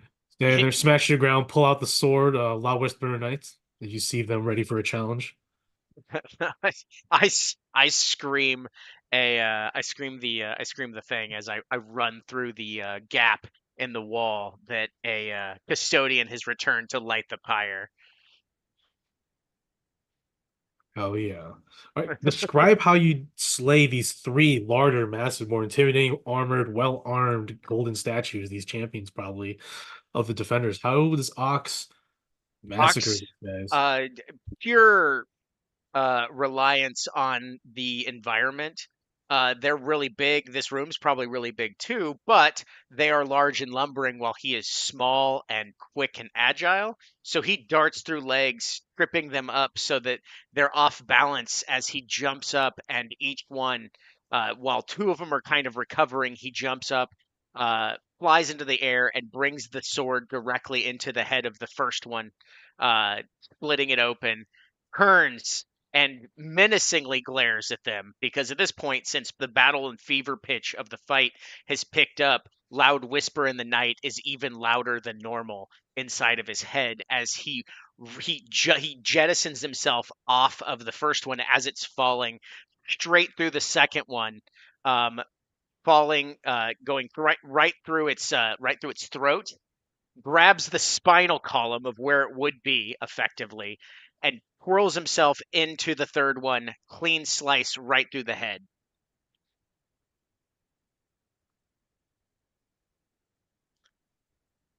Amazing. All three fall almost simultaneously with a sudden surge of godlike speed, strength, and ferocity. You stand over the fallen golden statues. Now an army behind you of about 50 or so stand at attention, waiting for your orders. Ahead of you, you see the blade that your comrade, your friend, Godolina, did once carry. It is resting on a pedestal, a beautiful pedestal, perfectly designed to hold the blade at an angle to honor its regal intentions for the world. This before you is the bonded blade. Do you take it? I walk over, as I take each step. I think about everybody that we've lost, and its previous owner Godolina, who knows where at this point. I assume that she's back under the thrall of Coriel in the never-ending fight and war of uh, Acheron, and I can literally, in my mind, I go, it is time for me to claim what is now my birthright and see that all of the past failings of both us and those that have come before us are righted. We are going to take this ship and we are going to take down evil. And I grab it with my hand. Heck yeah. Heck yeah. And as you do so, you can feel what feels like a weight of immense burden lift off your shoulders. You can actually start to feel, as you turn around, you can feel more of the city at your fingertips. And you start to actually hear a distant voice, a cry for help in this vast darkness, vast dark expanse of your sort of consciousness. It's the heart. It's calling for help. It feels so far away. It's so close. However, with the bonded blade with you, you know that you're one step further in achieving your destiny. Be a good guy yet, You say that out loud? dude. As I hear the cries for help from the heart, I will turn to all of them that follow me, and I will say, it is time that we it's time that we do our duty. The heart is falling. They stand resolute and salute you with their right weapons in hand across their chest. Um, you even see the statue try to salute too, but it is not going anywhere. Somebody free that idiot. Somebody get that guy's head out. Yeah, they start like if you order them, they'll start breaking the rock and the pillar, which would make this area more unstable. Well, very unstable. It's like the That's primary fine. pillar. We're gonna leave right after, so I don't care. Okay. Okay. So This is where future Ox's problem. so you had to head back Hmm. the way you came. Yep. Obviously you can't bring the statue with you either, so No, it's fine. At least it can okay. stay here Okay, and do it's its gonna friggin' job. okay, sure. You're gonna take it out and then let the place collapse on it? Is that Oh what's no, going in that case, I'm just gonna let it sit there. Like you could fix this while you're hanging out. on? Alright. So you're taking your army with you. Yeah, my retinue. We're gonna Yeah, head your back. retinue. Yeah, of basically golden devas. Oh, Okay, yeah. you're gonna head towards the heart of the city, correct? Yes. Okay. So you're gonna have to start making your way up towards Garrison Town, Hmm. where the primary habitats are. So we move on to the next round. As you're making your way, Biz, as you are now facing down the founder in Talbec, there is this sort of reverberating effect, like ripples that appear occasionally in your view as you proceed with time, proceed with your events. Biz or Ox may or may not have an understanding. You've seen Tav use stuff with time. You know, Jace is a time wizard, so maybe he's manipulating time, which is cool. Pretty dope. Thanks. Pretty dope, my guy. And then Biz, what is Biz's idea or concept of what may or may not be happening? Well, there's events that are being changed and manipulated. It's very obvious. It's very blatant. It's like someone unused to this power. Yeah, I think Biz grasped it at least on like a basic level. I think he's attuned enough to like the plane of order and like how like like fate in that way where it's like something's getting changed here and I know it. I don't know if he knows exactly like what the source is, but I think he's like he's looking around, maybe looking at Jay's like, is it you? Right. Right. So next round, DC goes up by 1 to Again. 25. Uh, 25. Stakes are getting higher. Again. Um, in this round, we'll start off with Biz and the Telemech.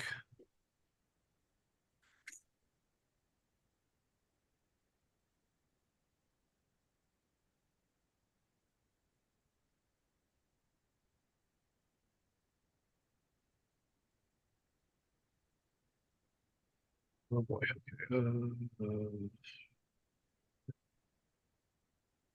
Oh, okay. I was like, what is this guy doing here? You should be here.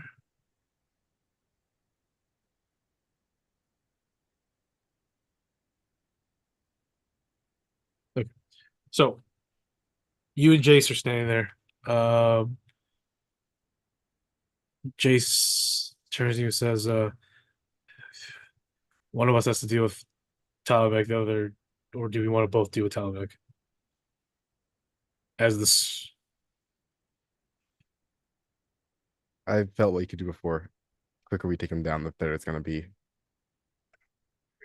so we're gonna put Faith and Elder Kia holding off the founder while you focus on Talibek. I think so. Okay. Might So just take him out before someone let me. else gets assassinated. What skills checks do you have left? For business, Yeah, like for Bismuth right now. Right now, Sterling um, is not here.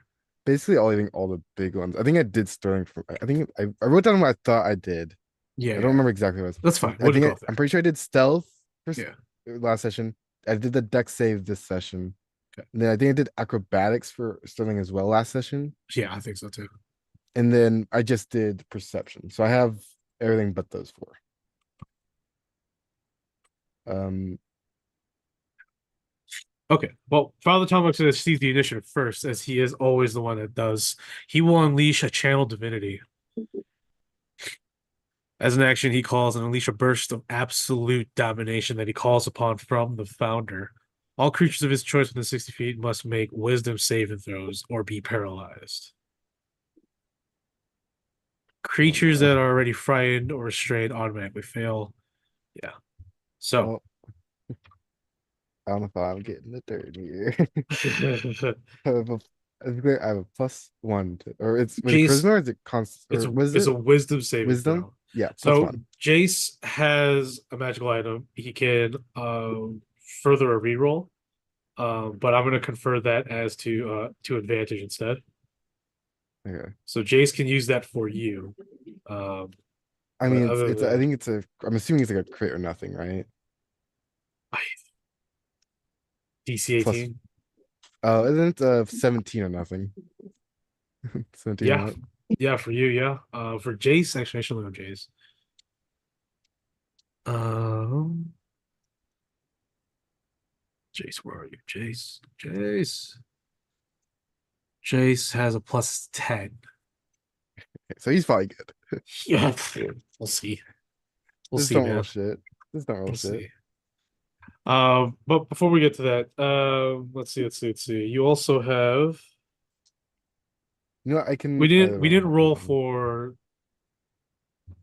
Oh, we did already, didn't we? No, For this is what? new round. This is new round, right? Oh yeah, for the temporal. Yeah, we didn't roll for temporal We did momentum. not do So that, yeah. yeah, go and roll. Now, I'm gonna tell you right now, because I've been sort of vaguely telling you that there might be concerns about that, you get to choose not to use temporal momentum and save it. Um, it's up to you. I think that's Just a gotta be up to reminder. Tab. I feel like it's That's just gonna be a, affecting your character, it seems that is like. I true. think it's It up to is you. Tav's discretion because it's she the one unleashing it. So Tav, this is So at your discretion. Things aren't going so well, obviously. Tav is probably panicking right now as she's breathing in mustard gas, and she's also blind, but she can't see because there's mustard gas everywhere. Let's roll, people. A it's 2. probably just like taking years off your life. We're going Galaxy and have like 30 years gone. If only. It's fine. So what would you roll? What is it? A 2.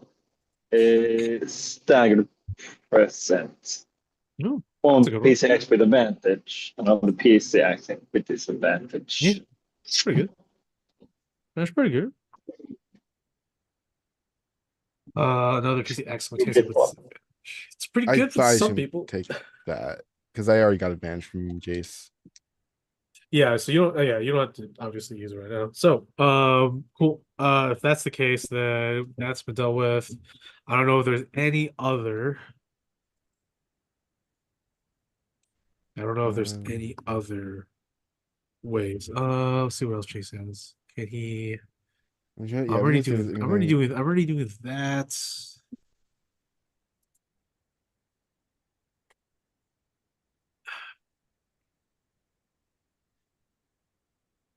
Oh, he does have his chrono glass, so you still get advantage. Oh no, you already have advantage. Oh, What else? Like, I got oh, it's choosing CSP, but roll 20 advantage, disadvantage. You can use it to prevent it. Okay, I don't want to do that on myself.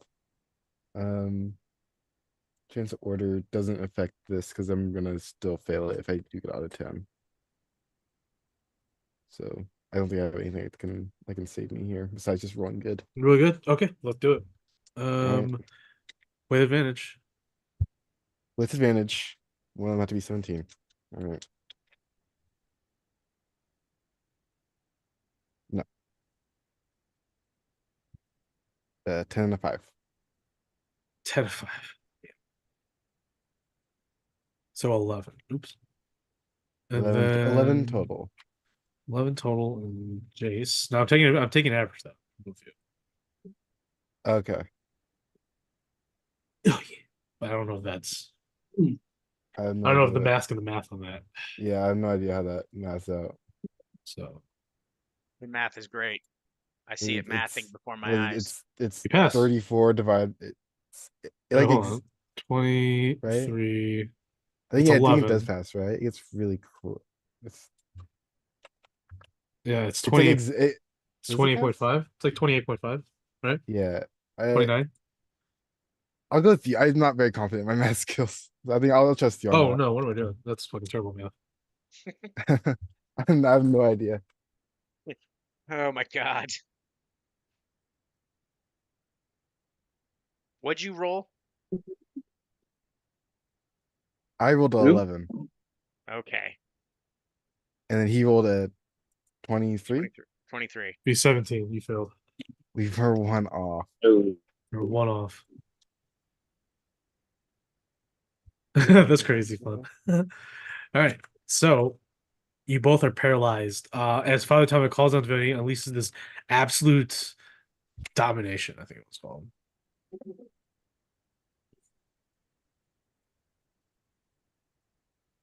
That's not what I wanted. Oh, that wasn't what I wanted. Bang, bang, boom. There.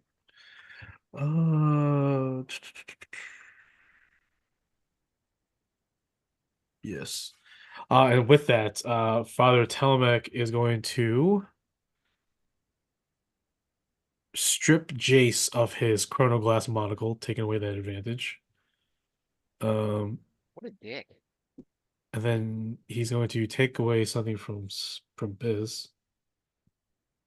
I have I got a ring of protection on, Scrivolver. I have some others. I have a Mirror Dune cloak. I totally forgot about this, but as not coming to play anyway, I don't think. I have a wand +2 is worse than my Scrivolver. Sapphire dust. I have not gotten a chance to use. Is everything that's in the handy haversack in the handy haversack? I believe so. So it's not. It's yeah, I believe so. It's. I think Tiny Servant might be with Biz 3 or Biz 2 because he's in it, Yeah. but I think the rest of it's in there. Okay, he's gonna take your handy haversack. That's Okay. fucking hella rude. Yeah. So my greater mana healing. Yeah. Yeah. Greater He's mana. actually gonna take he's gonna take your handy sack, your component pouch, and your backpack, and he's gonna throw it off the roof. I am a child.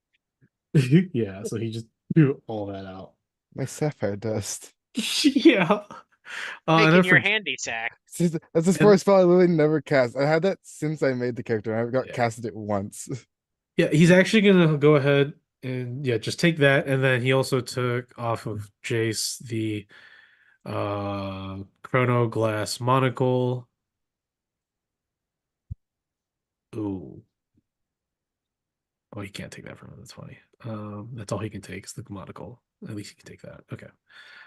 So yeah, he takes the two. Yeah, he takes your backpacks, your components pouch.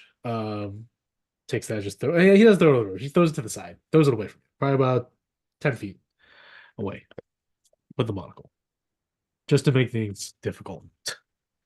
But he will go ahead and hold down both of you, and keep you in that position while you're paralyzed. Obviously, you guys can make the check. Um, actually, what's your plan as you're there paralyzed for the 6 seconds? Hmm. I think business plan is either just kind of either get really big by making himself into like a T-Rex or something, or just shoot him in the face while he's right next to him with like a lightning bolt. Shoot him in the face. Just shoot him in the face. And he's Jace was right in front of thinking. me. Jace was thinking of using time stop too.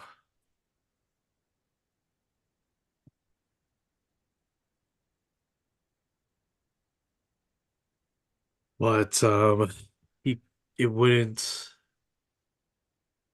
I can get us out. He I can get us out of the grapple if he wants to cast time stop. I do have that.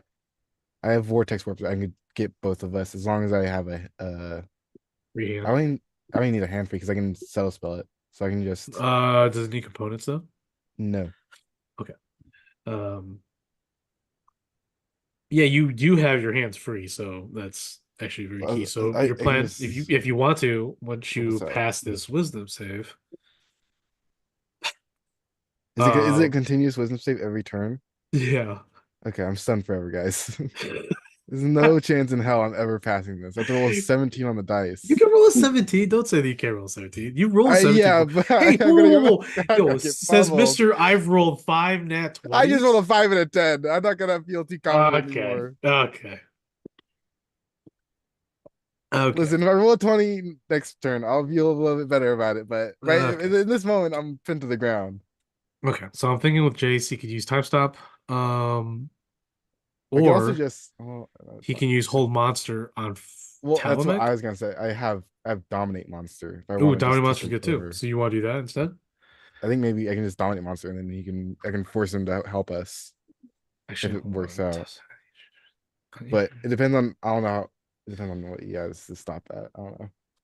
Well, yeah, my plan was we need to deal with Talamek, who is quite strong, I think. I think he's quite strong. That's why he's holding He's you quite down. strong. Let's see what he looks like. Let's see how strong Daddy is. He's quite strong. He is quite strong. Yeah, he is very strong. Yeah. Oh my gosh. Oh my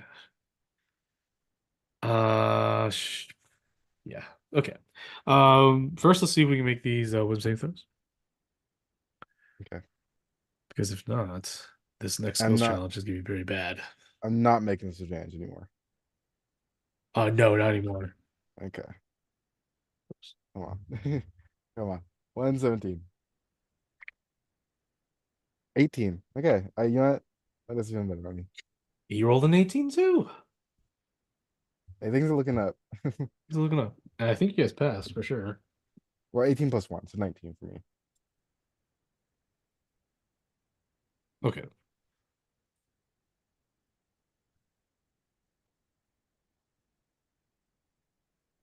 Let me do my math real quick. Because I'm a nerd. 18.5. Okay. So, no, 18.5 is funny. Uh, Sensing that the paralysis has ended, Father Tomek is going to use all his strength, and it is quite strong. It is if two semi trucks are resting on top of you. That's how much force he's applying just from him pushing down on you. The immense strength that his enhancements, most likely from the founder. You can see his the fibers that replicate muscle tendons are just tightening and expanding rapidly. You can see the dark energies coursing around them through the metal and wooden sheets. Um, you both have the ability to cast spells or do whatever. So what are you thinking? You're casting Vortex?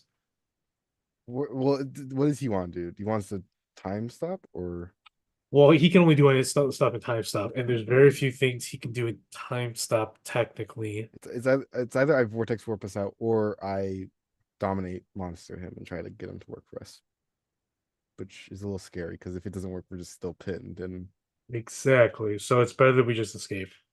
okay, so I'll just twin spell Yeah. uh vortex warp He's into us gonna, both. yeah, do that, and then he will go ahead and cast Blur. Actually, hold on. He can Misty Step. He can cast Misty Step, so we don't have the Vortex, Okay, unless you have other means of. Well, yeah. So if he can Misty Step, what's your plan? if he can just miss a step, I can. I mean, I want to try to get him to. I have my mirror images, so I'm like honestly not. I'm like a little scared of him hitting me, but like I feel like he'll probably miss at least a couple of them. So I kind of want to try dominate monster. I want to see if I can get him to work for us. It would be helpful. So you're gonna stay there and cast out a monster.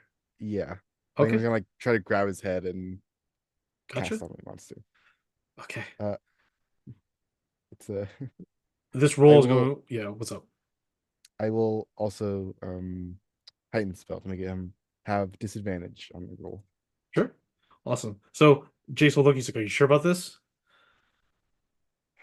I So it's if it doesn't work, I'm not sure about anything anymore. I'm that's just true. trying things. I gotcha. So he'll go ahead and Misty Step. He'll Misty Step nearby, obviously, still within eyesight of both him, you guys, and the founder. Um, and you're gonna go ahead and cast Dominate Monster. Dominate monster. He has to roll a wisdom saving throw 21 at disadvantage. As you, how do you do it? Do you like clap both your hands around his head? Yeah, I Do grab you his say something to head. him? I look in his eyes and say, I know it's not you in there, but you're gonna work for us one last time, right? As you have your hands held as he just responds saying, "You are correct. There is no one in here." Unfortunately, Roman, any spell that would alter his mind automatically fails. Well, I'm dead.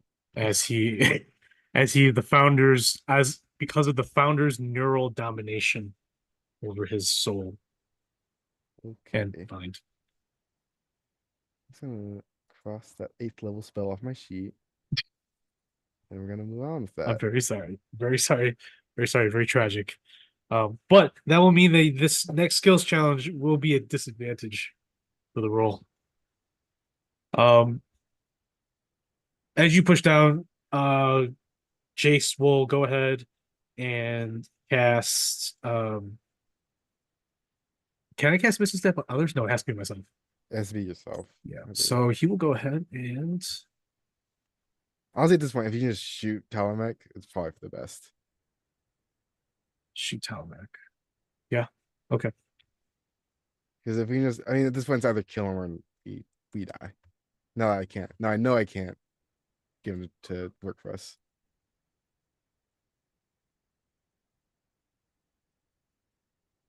Hmm. So he sees that that doesn't work.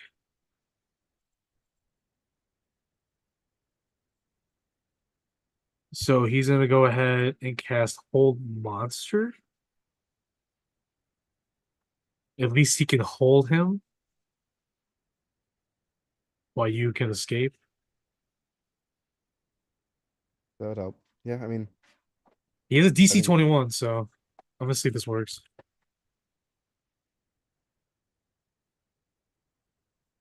Okay. So Father Atomic.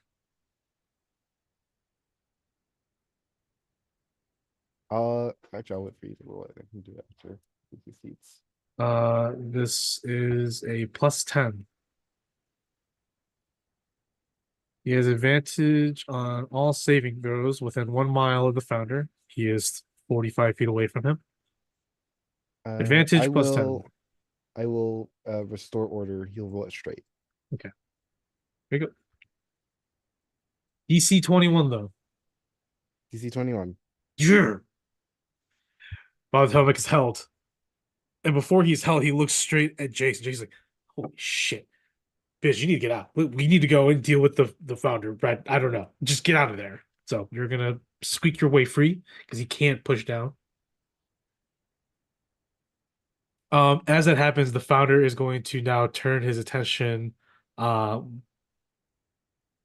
or sorry, he's going to continue his onslaught. He'll break through partially through the vine and wood defenses of Eldakia, and Eldakia will be one-on-one with the founder. The founder will unleash a devastating beam of purple and black energy, negative energy, you could say, and it just basically deletes her entire left leg as she falls to the ground. Um, Screaming, she summons some, or she summons a portion of rock, like what is it called, stone skin, and it reforms as a leg. So she has that to walk on for now. But the founder is now running rampant within the halls. So far, Jace can hold Father Talmec, but Biz, what's the plan?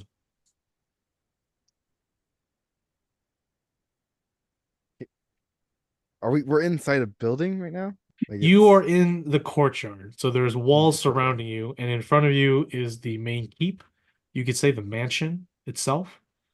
And it has been breached by the founder.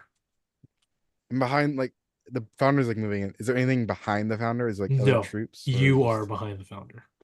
okay. I'm asking okay.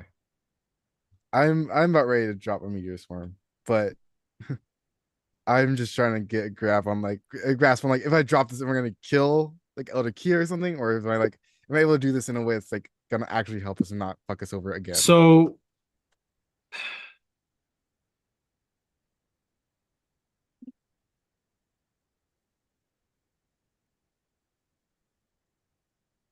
If not, I'll probably just bolt Tomek. uh I will say that uh, I will say that if you drop Meteor Storm, the spell, correct? Meteor Swarm, yeah. Spell, ninth level. Um, ninth level spell, Meteor Storm. Um,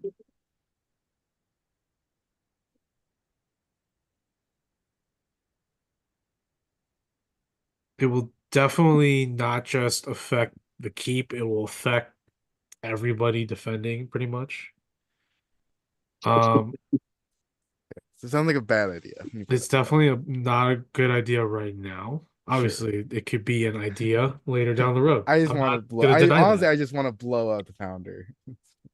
I But get that. I will. I'll look at Telemek and I'll instead cast Bigby's hand. I'll try to grab Telemek and stop him from moving anywhere. Okay, so what skills do you have left? Actually, I have. I can do Arcana.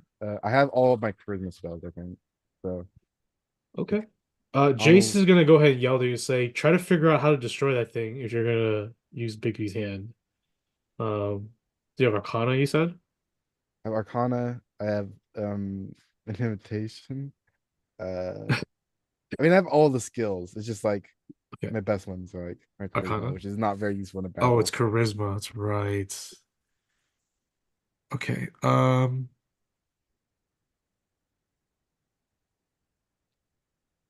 Strength. Strength is my strength skills are bad. Okay. Um, -2 strength. It's +4 to the ones I have proficiency in. Um, so what's your plan? Are you gonna use Bigby's hand to smash it? yeah, or I could. I mean, the founder's like shooting beams. I almost like want to like just grab wherever it's shooting it and like try to clamp it shut or something. It's coming from its eye. Coming to its Like eye, a or just yeah, like it's like kind a of just like grab beholder. its eye and try to like mess with it so it doesn't keep beaming like Elder Kia. Sure. Definitely. Um, yeah, with Bigby's hand. Yeah, with Bigby's hand. Okay. So this is going to be more of Arcana. Thankfully though, well, what sorcerer skills do you have? I have all the charisma skills: deception, intimidation, performance, persuasion. Yeah, but you want to use Bigby's hand. You Unless could I use like try to distract the founder by was being this like big and annoying. I also have, I think, where's Biz 3 in this I situation? don't know. Where is Biz 3? Probably I guess near he's you. probably yeah, probably like running over here. Yeah, he's finally getting to you. Maybe you sent him on the other side of the city or the garrison. Yeah, Now he's arrived. Well, if that's the case, then um you get simulacrum. You get fucking +5 to roll that. yeah. I think I'll have like, I think I'm just gonna have, if we're gonna do Bigby's hand, I think like one will grab the founder and try to like rip it away, and one's gonna try to grab Telemic and try to stop him from beating us up. Sure. But I'm trying to figure out what skill that applies to.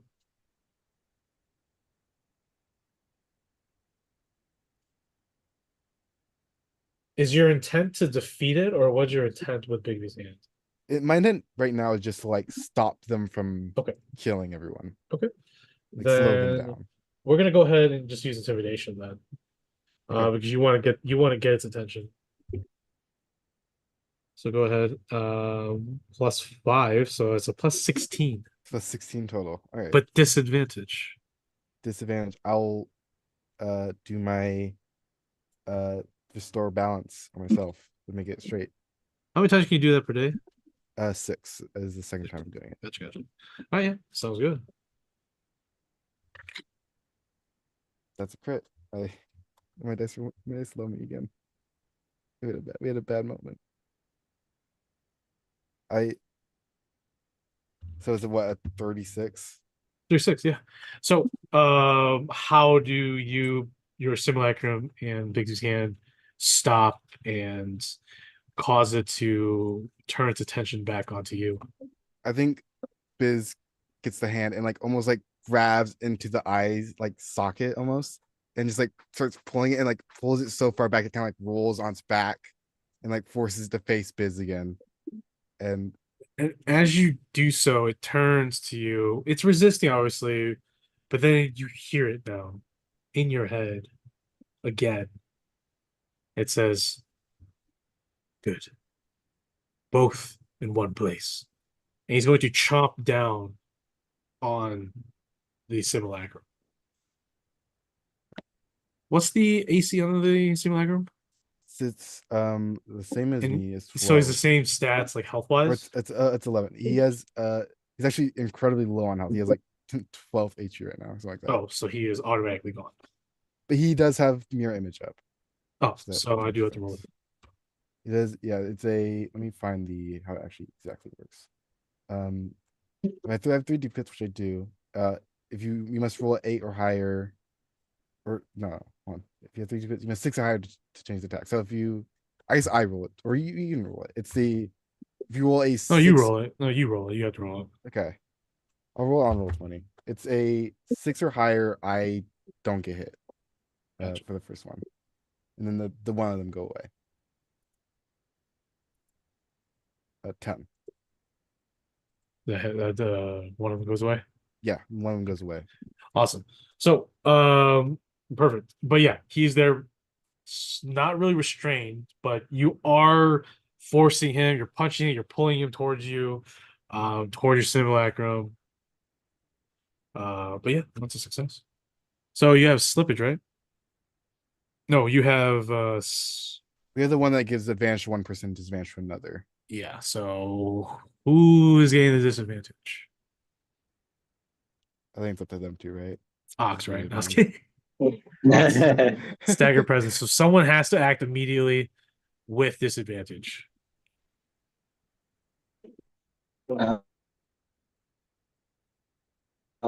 It's probably best that it's me then. I have the highest modifiers. Correct. I would say so. But I'm in the most danger also. That's also yeah, that's probably true. Endgame goes up by 2. Sorry. So we're at sorry by 1. So we're at 7. Warmington is at a whole-time high. All right. So we're doing Tav next simultaneously. Does make the most sense. But because she yeah, I mean, it's really either or, honestly. Good So luck. do you yeah, you cool with that, John? Like any goes? Yeah. But For it's 15. Johnny taking I disadvantage, so figured. John gets the advantage. No. Oh, Because I didn't get advantage you on didn't mine. use the advantage. Nothing. Oh, you were at disadvantage. That's I right. was at disadvantage. Yeah, you started off. Jace gave me advantage at the beginning with his item. Yeah. Oh, okay. So, yeah. So Tav, I would assume want to go first. Oh, maybe. Or does Ox want to go first? Or I don't know. That's up to Tav, them. we go with Tav. Go with Tav. Go first. Or... Yeah, let's go with me. Okay. Oh yeah. Tav, Yeah. you're blind. You're choking. You're gasping for air. You're trying to cover up your mouth, your nose, your eyes. It is frustrating. Everyone's coughing. Some of the Givy and Lawrence are puking. But it is chaos. All the while, you hear the snickering of the six-headed rat monster, as well as the scratching of the walls that echo through the tunnels of Vixara. They are in on this floor. And Perfect. it doesn't look like the mustard gas is deterring them either. Oh, that's perfect. So, you do gain, I'm assuming you're using stagger presence, so you're gonna gain advantage on this. Which is good. Yeah. But You are I still blind. So yes. So that's perfect. I checked through my things and I don't have anything to really help. I don't know what Jambo, no, whatever his name is, can do. Do you have anything to? You gotta let the man die. You gotta at least learn his name. Jesus. Axe. Give it a little dignity. Nah, not anymore. All right, so Jumbo can't really do much in this situation. He's more of a hunter and fighter, but Braga,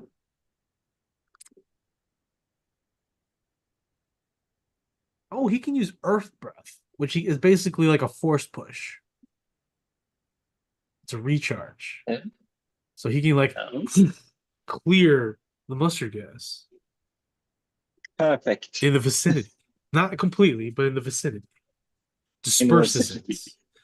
Would you like Braga to do that? Jumbo's like, no, Jumbo will be like, I got this. Braga, wind blast. Boom. It's Braga break Ew. wind. yeah, well, that's a good one. Braga, break wind. That's definitely what it is. Yeah, Jumbo will yell that out. And he'll just boom, and then he'll do it behind her too. So he'll cover both ends of the hallway. So she lets out a fart, she lets out a burp, clears the hallway. Let's say that's how it works. All right. Okay, So that's you have the ability to clear hallways at least. So now you can see and breathe, and you're not taking damage. But regardless, the halls thereafter and chambers are filled with mustard gas, and Braga can only do that in a certain amount of time. You gotta give her a little time to fart again. Yeah, I mean burping too. Well, she could do the breath, so she could do the breath. I'm sorry, she could do breath. It is a recharge though, so yeah, you will have to give her some time in between, like intervals, because you can't do it constantly. yeah, But you have yeah. that at least. So that's good. Let's see what That else. helps a lot. It really does.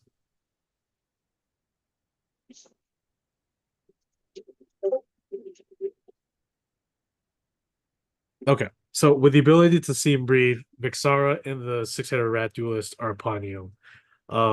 So far the maze has yielded any results, but you remember you need to be looking for Dolphin's icon. So start, I think probably in here you're gonna want to spend a skill check in navigating and looking for Dolphin's um little markers. Yeah, So what yeah. skills do you have left? Have used just check exactly. I used acrobatics, sleight of hand, and investigation. Um, it's pretty natural to use perception, I would say. Maybe very natural. Okay. So perception is on the docket. DC 24, are you using a fate fragment or no? Um, Mm. Verkadi will be an automatic +2 because he's very perceptive if you tell him what to look for. Yeah, I do that. Okay. Probably needed. He gets a +2. Are you using a fate fragment? Uh, yeah, what the hell? I've used one. Get Okay. another +2. I probably need it. Got another one. You have 4 left. Okay. Let's see what else. Are you how do you is there any way that you can think of Giving and Lorenza can help and look at this based on their skill sets? Let's see. Corlox. Mostly good at fighting. Those two. Corlox has some skills, but not really anything that this, I think. Well, I think you keep forgetting that her magical items are really good. Like Yeah, they are. her But pauldrons can dominate monsters. Let's see. She could. Yeah, they are. They are really built for battle.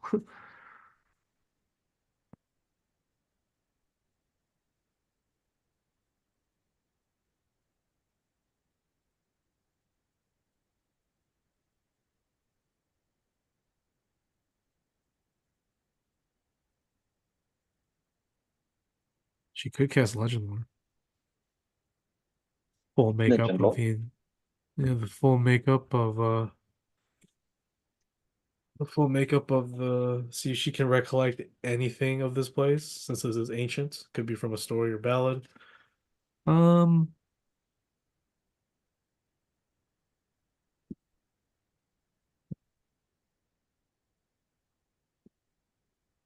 yeah, I could give you a +2. She'll cast that. Yeah, let's do that. That that should Another +2. also So that's what, yeah. +10? +10 now? Sorry, +12. So much. That's good. All right. Yeah. Let's see here now. With advantage also because of whatever it's called. And oh my god.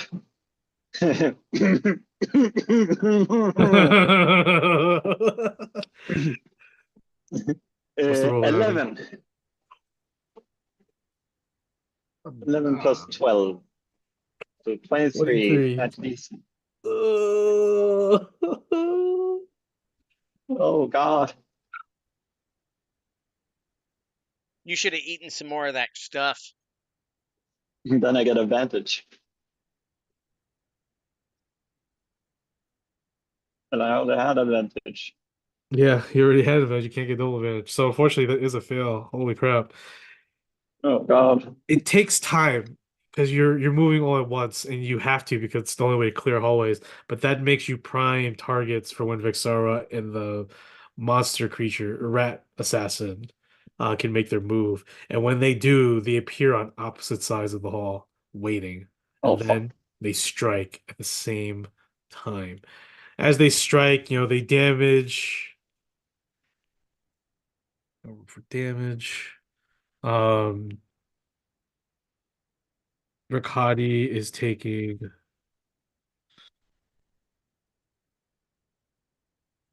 10.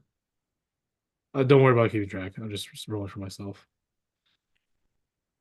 Um, giving Lorenzo. I'm just trying to see how much damage I'm actually dealing. Corlux.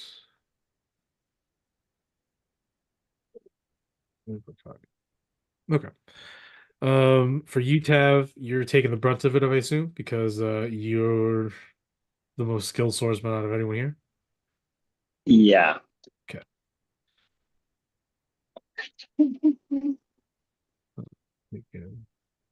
Take 29 points of magical slashing.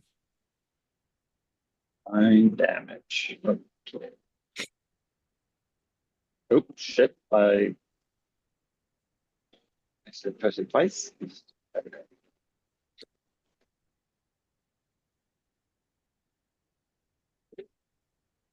All right. Unfortunately, with that, the end game clock drops by 1, and the temporal drops by Oh god.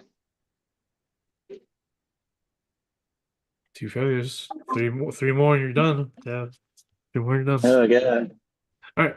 Um, as they attack, your party manages to eventually find one, and they start following it. But unfortunately, you have to take the brunt of the assault, and you are sort of left behind as you are stuck fighting both of them. We use staggered presence, so we move on to Ox, correct? Yep. So you're at Yep. disadvantage. Great. That's what I needed. Okay. Yes. Yes, that's exactly what you needed. Yeah. All right, so we You got love it. DC. I like it. DC 24. Um, Oxcord, Yeah. what are you doing? What are you doing? I am leading my army down the corridor to the room that I need to access to get access to the heart. Along the way, commanding presence and utilizing both the bonded blade and the solar lens as the mantles of my office. Um, So really, just trying to head to the next shebang. Not exactly sure. I mean, I can tell them to tell me where it is, so that makes it easier. Yeah, and as you're making your way up the very beautiful, finely cut marble staircases, you know the route from here at least to get to the heart of the city. It is quite beautiful. It's quite ostentatious, really, for angels. But as you arrive onto the main marble hallway that leads to the heart of the city from this portion of the Flying Fortress, that's when you hear a crash, and suddenly appearing on the far side, crashing through the wall, is the mighty servant Lukos. And the mighty servant Lukos is fighting a plethora of those archfiend devil things that were flying around. Hmm. 4 or 5 of them. You can see a couple of them are just willingly exploding themselves, causing necrotic damage. But it does not do anything to the Mighty Lucas. However, you do see there are some minor damages to the joints, some minor burns, probably from some other dastardly attacks. But I'm sorry, not devils. These are golden cherubims, basically little golden babies with wings, and they're just suicide, just blowing up, trying to stop the mighty Lukos. But the mighty Lukos, he's a tough boy. You hear the strange fellow who thinks he's your friend, Narzan, sort of yelling. It's like, "Oh, kill that baby! Shit, kill that one! Oh, there's so many of them!" You just hear Biz too just say, just calm down. We need to find Ox. Getting too giddy about killing babies. There you go. So Ox, what do you do? See them up ahead? I see them. I yell out, the army of angels and stuff. I command to make sure that that thing makes it to the heart of the city. Yeah, you see them make their way in haste, and you see the Mighty Lugos turn and sort of you hear Nuz like, "Oh shit, there's more of them. Let's crack them!" And he immediately grabs the first one and just rips it in half. And I'm Um, like, I scream out, Nardan, you fucking idiot! ah, oh shit, Master! Oh, Ox, where have you been? I've been up here, moron! Stop killing our friend! We've been up here looking for you. What? These are your friends? We've been killing them. They've been trying to kill No, us. no, a lot of them are not. We're Oh trying to yeah, regain definitely. control. We annihilated so many of them.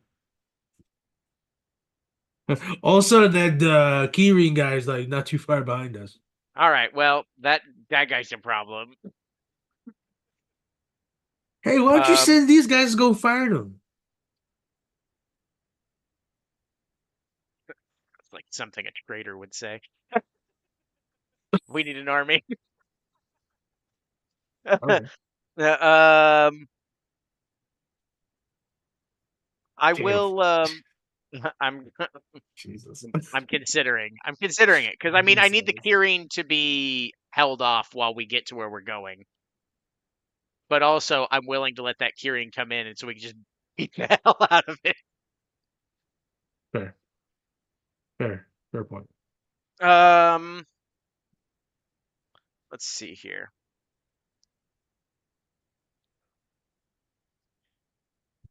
Hmm, I'm already at disadvantage. Yeah. It's too Thanks, bad. Tab and and Roman. and Roman. What I do? It's been one Welcome. clusterfuck after another. Let's be honest. Um, I'm trying to think. Um, I do need to. We need to get to the heart of the city, straight up. Yeah. But also, that curing's going to be a problem no matter what. Oh yeah. Real quick though, Tav, we want to come back to you real quick. I forgot to do the end result for both the Vixara and the mouse guy. Mouse guy's gonna attack you, but Vixara is gonna go ahead and cast a spell. She's gonna cast Dominate Monster on Yeah. Okay. you. Let's do I even know this one. Yeah, can you make a I wisdom? say Can you make a no. wisdom saving throw at DC 21? No, fuck off. I don't have 21 with. I don't have. I have +0. You do have a fate fragment. Yeah, you do. Nom nom nom. So what are you burning one? Are you doing the two or advantage? Advantage. It's not gonna help because Yeah. Or yeah. So you burn two, or sorry, you burn three to gain +2 and advantage. Hell yeah. Roll that 19 or higher. yeah, let's burn 3. I don't want to get dominated. Well,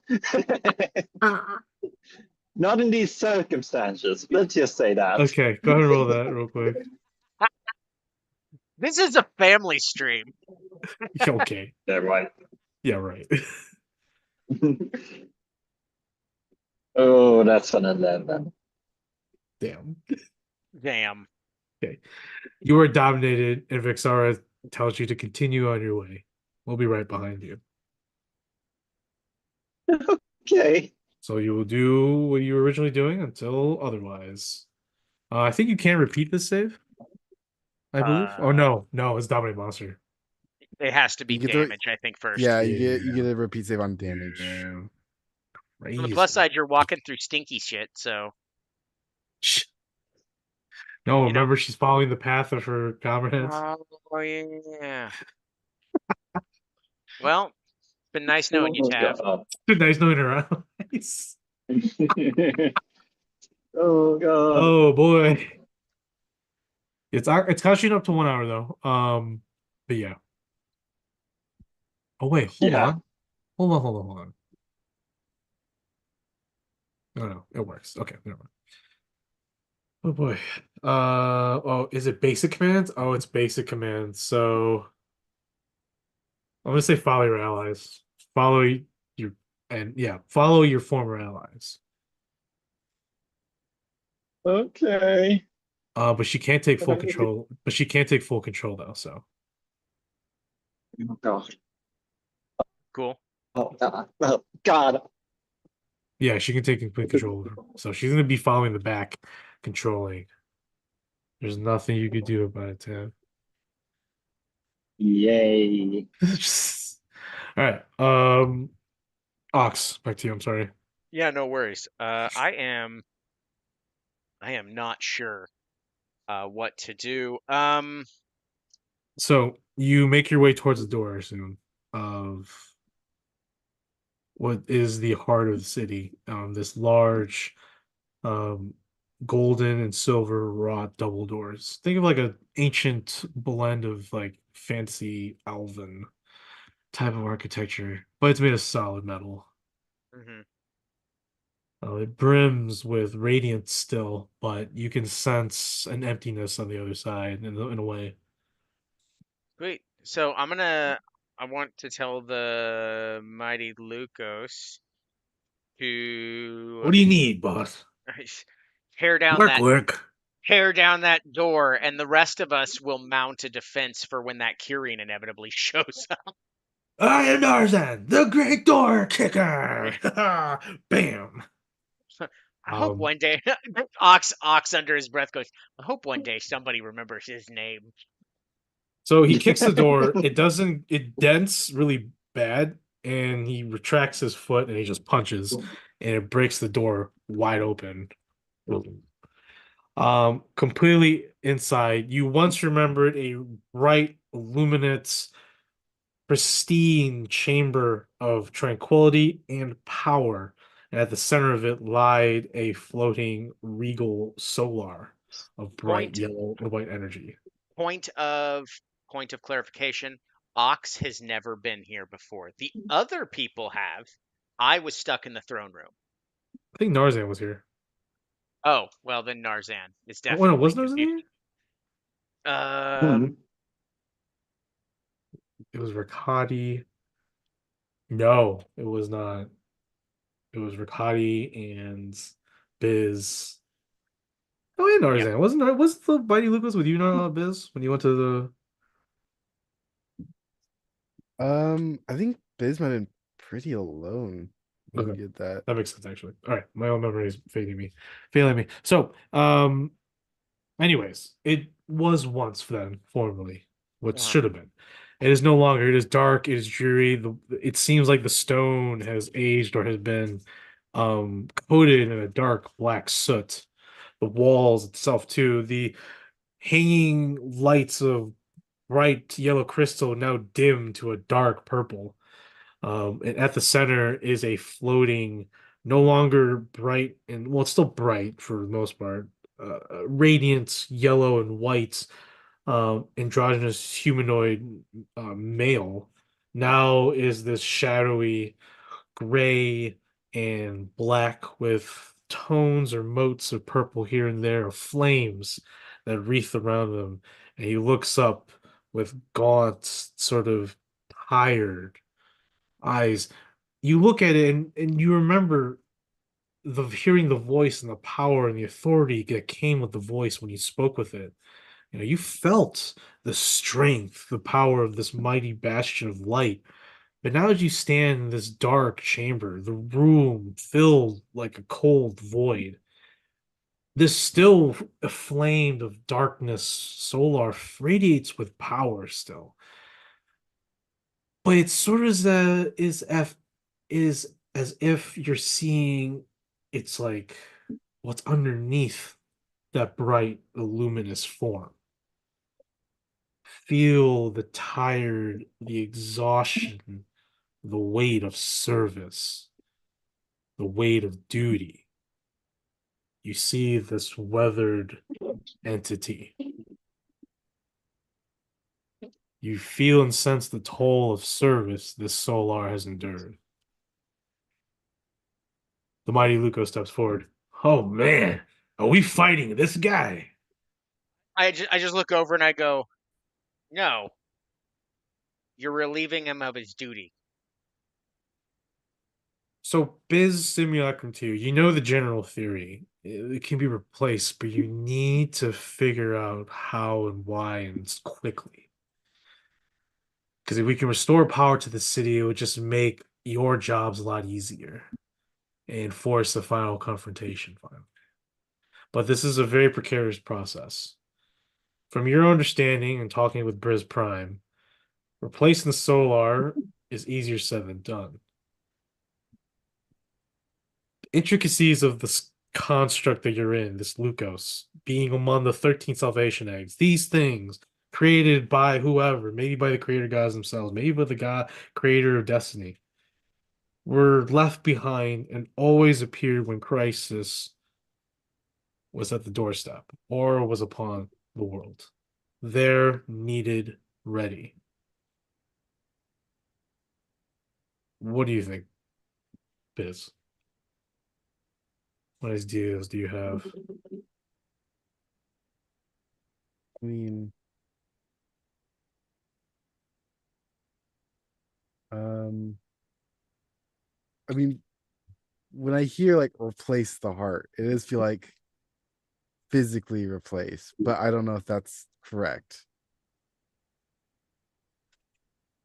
Um, Another assumption is that the energy courses through here, and so something of great endurance is needed to be here.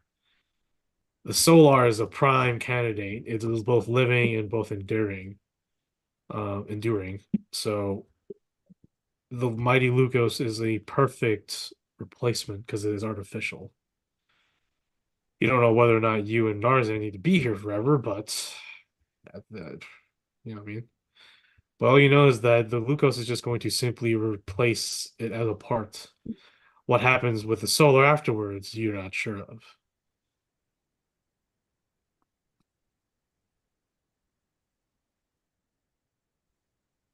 As you're there pondering, the Solar speaks. It is finally time, I think. And when he says those words, Ox, you feel the weight of exhaustion and tiredness, Solar. Maybe it's because he's in this form and he's corrupted, but you can feel the weight of servitude. Maybe this is a mercy for the Solar. Trying to think of a poetic way to say this, but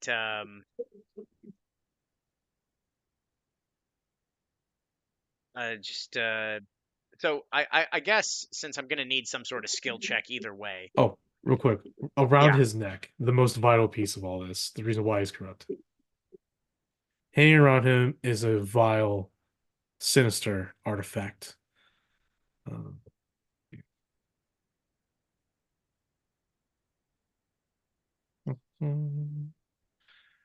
what are you?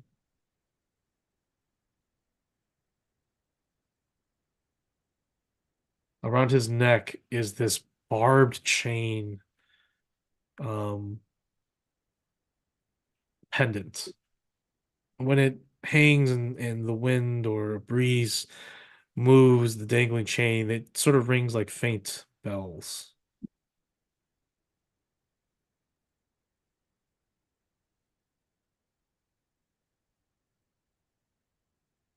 This is what is hampering and controlling this vile fiendish.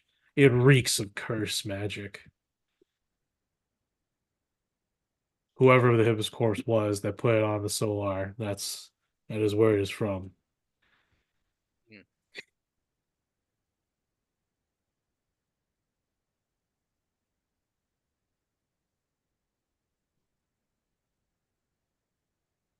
You were gonna say something? Huh? Yeah, so since I do need some sort of skill check for this, um,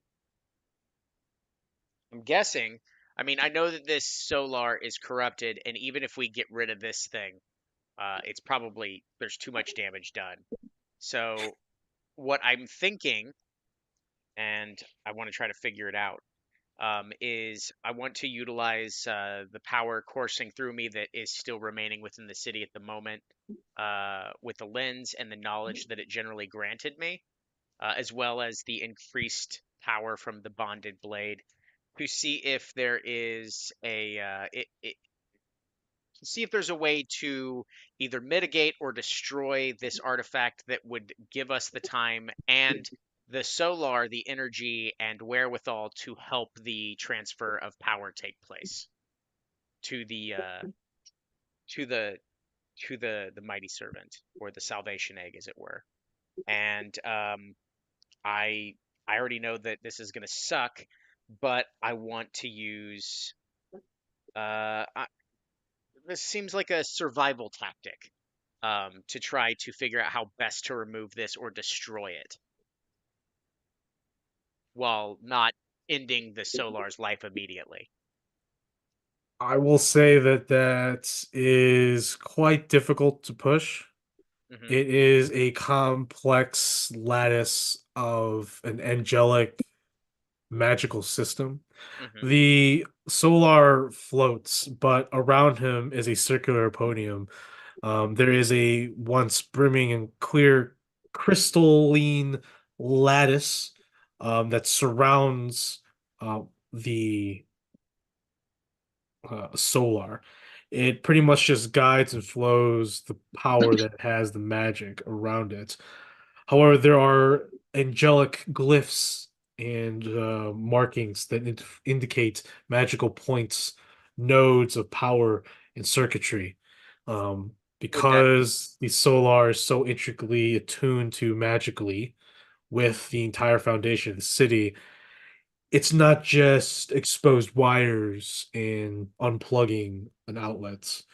It is more of understanding mathematics with right? astrophysics No, and no, magic. that I get. That I get. I'm talking about somehow like removing the cursed object from the Solar so that it can assist with the transfer of power. Okay.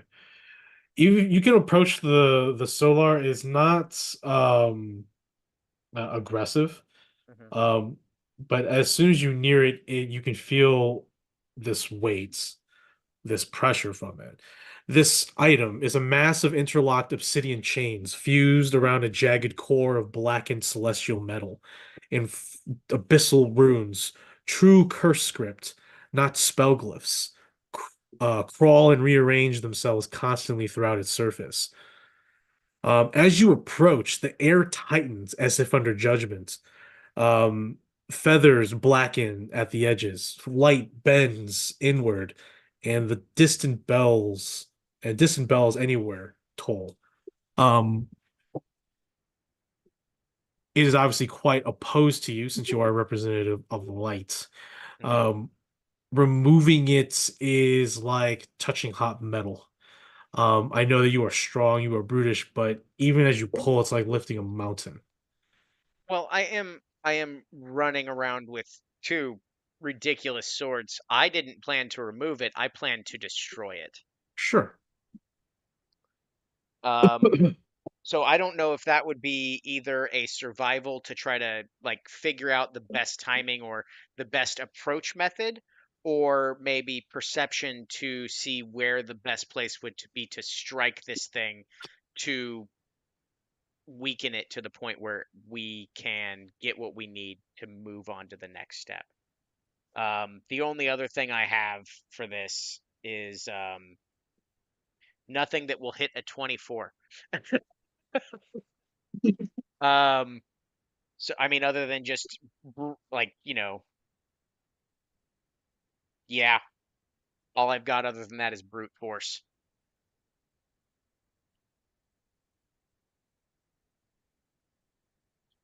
Let's see.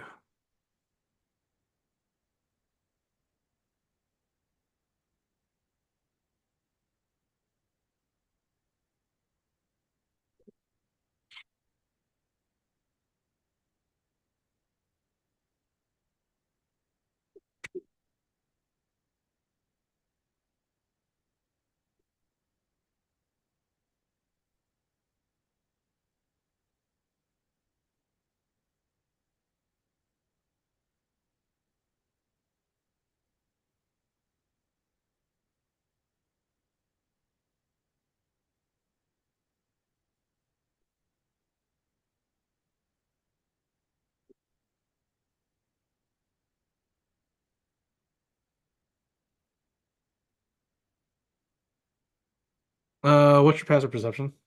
My passive perception is 17. You notice that when you get close, the solar lens reacts differently. Um, it's like a mirror, or the exact opposite of that chain that's around. Um, it's like a Okay. feeling of connection that could be utilized. Okay. In that case, uh, hmm. So if I'm understanding this correctly, there is a solar being pure light and good, whatever, being corrupted and held down and bogged down by an artifact of darkness and vileness, and It's a curse my relic. it's a Yeah. cursed relic, right? And my lens that I'm holding is mirroring the actual like light Yeah. aspect of things. Okay, so I'm just gonna make it plain and simple. It's you cannot remove the thing from the solar, but you Okay. can remove the solar. Okay. That's the problem. That's the problem. This thing cannot be removed by most means except two, but it There's would no take way a. we know that, yeah. There's no way to know that yet, unless you're willing to wait. That's up. Yeah, I mean, Uh, that's unless you're willing to move on. Just yeah, you know what I mean. Like we don't really to give have the time. time, so That's your choice. yeah. So realistically, you have three options, and that's removing the solar, but replacing it with what or who. Okay. Uh, in that case, let me pull up the Mighty Luco here just to see what this dude's got, Now, going as well back as to if you're talking with Biz 2 on this, yeah. um, Biz 2, your thought processes is if the mighty servant replaces right? Actually, go ahead and make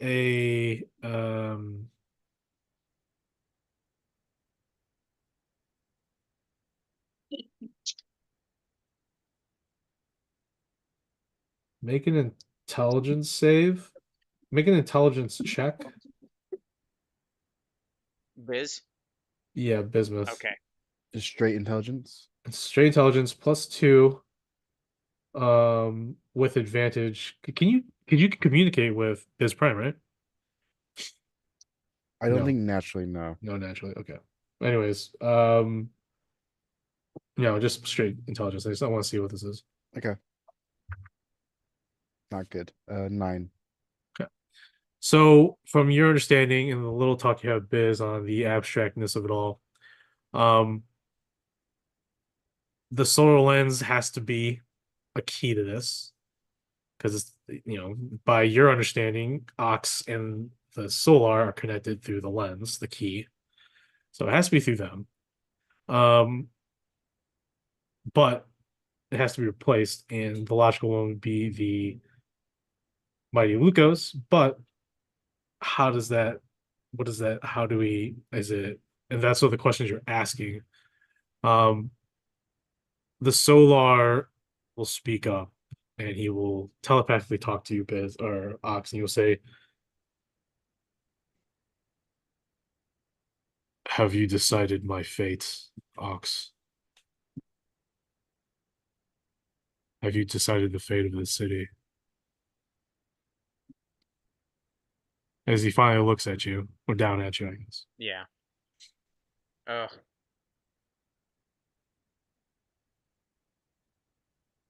I have a feeling this is leading back to the original thing of like, are we going to destroy the city or are we going to keep it, right? Is that what that question is? Or it's been, oh, so it's just like, oh, okay, cool. Then yeah, I respond back with the city is the key to our survival. And with it, so is this egg. What comes after is yet to be decided. I fear that I may be compromised. And so, whatever your decision is with the city, I know that you need the city now, but later will be the ultimate decision. For now, I will give you the custodial transfer edict. Do you have a replacement? The egg will be the replacement. I see. I will not resist. He looks at Okay. you and he just simply says, "Thank you." So, I yeah, what's up? Yeah, I'm going to like because they're probably still bickering over there about like, do we get to fight this thing? And Biz is like, shut up, I'm thinking. Yeah, 100%. And during this time, I just look down and I go, okay. The I just look at those two. I'm like, both of you, if you're in there arguing, shut up. The transfer is about to happen. And I go, step into the light. Biz too and Narzan, they look at each other. And I was like, okay, but what's gonna happen to us? One of two things. Either A, you'll be freed to leave the egg once it's taken its new place, or you'll be remembered as heroes. Feels like less of a big deal for me, but I know he's not Um, really your friend yet, but I don't know who this guy is.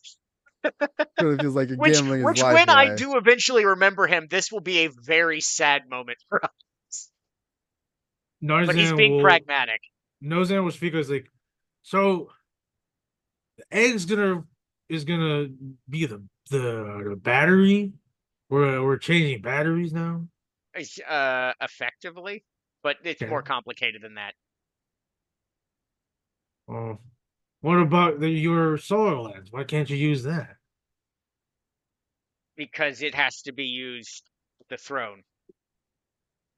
The solower speak up. He says, "Not necessarily. Huh. You have three options, Ox. Uh-oh. The option safest is replacement. You could destroy the city now, or you can share the burden."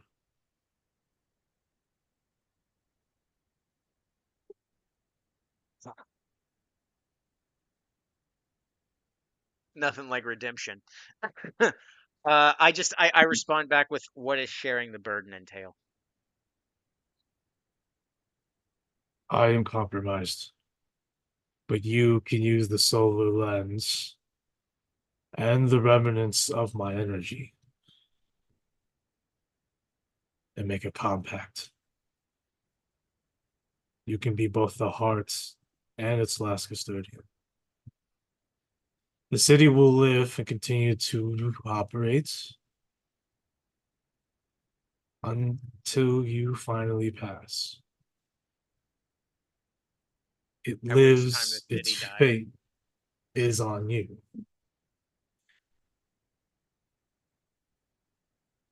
It's the best of both worlds. That's fantastic. Oh God, no. Gonna be the But end. Narzan's like, yeah, but that's Shut up! You're basic. not in my head. Oh, that's true. Shut up, That's true. Narza. That's true. Shut your meat locker. Let your meat locker up.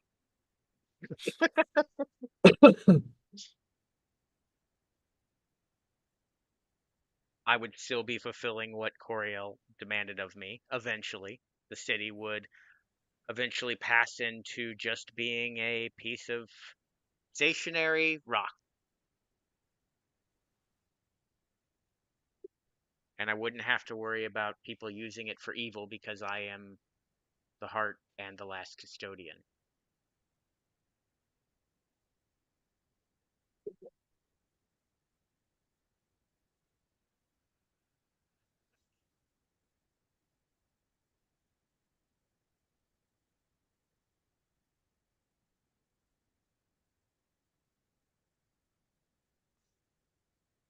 I'm gonna ignore Loud Whisper because I already know that it's like, you could do so much better than do this. But I'm going to. I know that I'm not necessarily completely bonded to the bonded blade at this point, but I do sense a. No, you are. You have it's not mentioned, but you have a solar lens, you're automatically bonded to it. Oh, okay, cool, Yeah. fantastic. All right, Yeah. then I am going to ask the sword what its opinion is, and mentally, I guess, because I don't know if it can talk out loud. No, it speaks to you only. Perfect.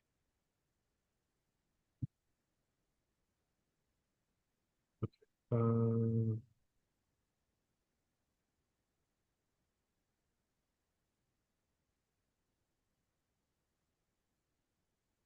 when when you connected with the blade, it felt like it was part of you, like it's something missing. Feels light, and it actually blends well with your great sword Hmm. in one hand, sort of like a little dirge or a dirk, right? Hmm. As you wait around, you're just like, "Oh, mighty bonded blade." Harley Bonded Blade, what do you think? What'd it do, sword? What'd it do? You hear a familiar voice. You hear the voice of Godolina. Oh, fuck. Ox, I figured we meet again one day. Mm. Tears are streaming down my face. I'm not explaining it to anybody. Now is not the time to cry, Ox. Now is the time to make decisions. You don't know my life. I know where we're at. I know what must be done. I see that the solar has been corrupted. You have a big decision.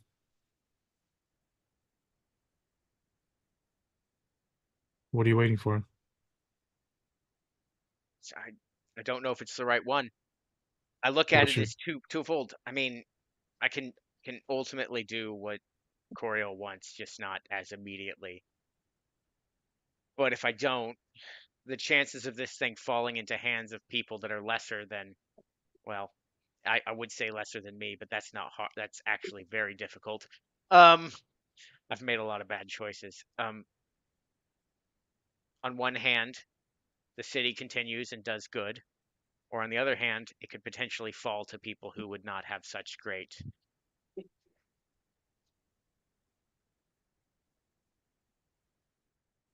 Everything that's led me up to here has been one mystical lie after another. And I'm kind of at one of those points where I decide this really is my choice. Well, Ox, you made bonds. You made bonds to not only your friends, but you also made bonds to Korea. You made a promise. Promise of servitude. I did. But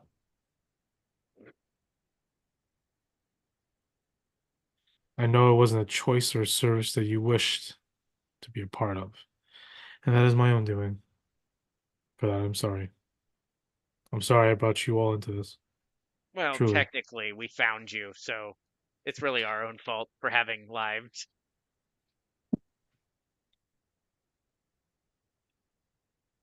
I think ultimately the right thing to do is not force anybody else to do what's my duty. Correct.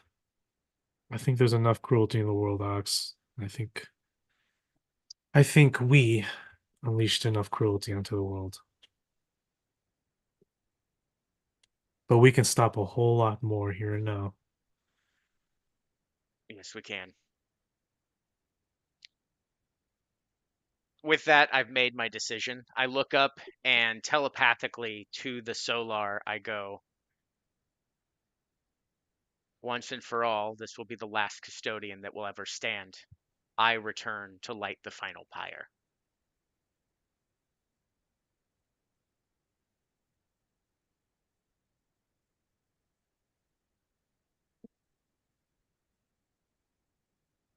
As you do so, the solar begins to slowly fade from the feet up, and sorry. Uh, you step up to the large dais, then, wielding both blades, well, wielding both the solar lens and the bottom blade, correct? Yeah, the other one's on my back right now because I was like, Okay. I'm not listening to you. Yeah. You use the solar lens to share the burden. You choose to take the corruption onto yourself, and you force the anchor loose by accepting part of that damage, part of that corruption. But ultimately, at least you'll have a fairer shot than the solar did. Yeah. The solar begins to fade away, thanks you once again. And he says that may this truly be the best and greatest reign of the last of the Sin Invicta. As he fades away, the solar is freed, and you are permanently marked as you stand there. You have these light scars. Think of like Fable. Remember Fable, was it 2 or Fable 1? No, Hmm. Fable 2. Fable 2, when you like became evil or good. Yep. Think about that, except it's like more bright.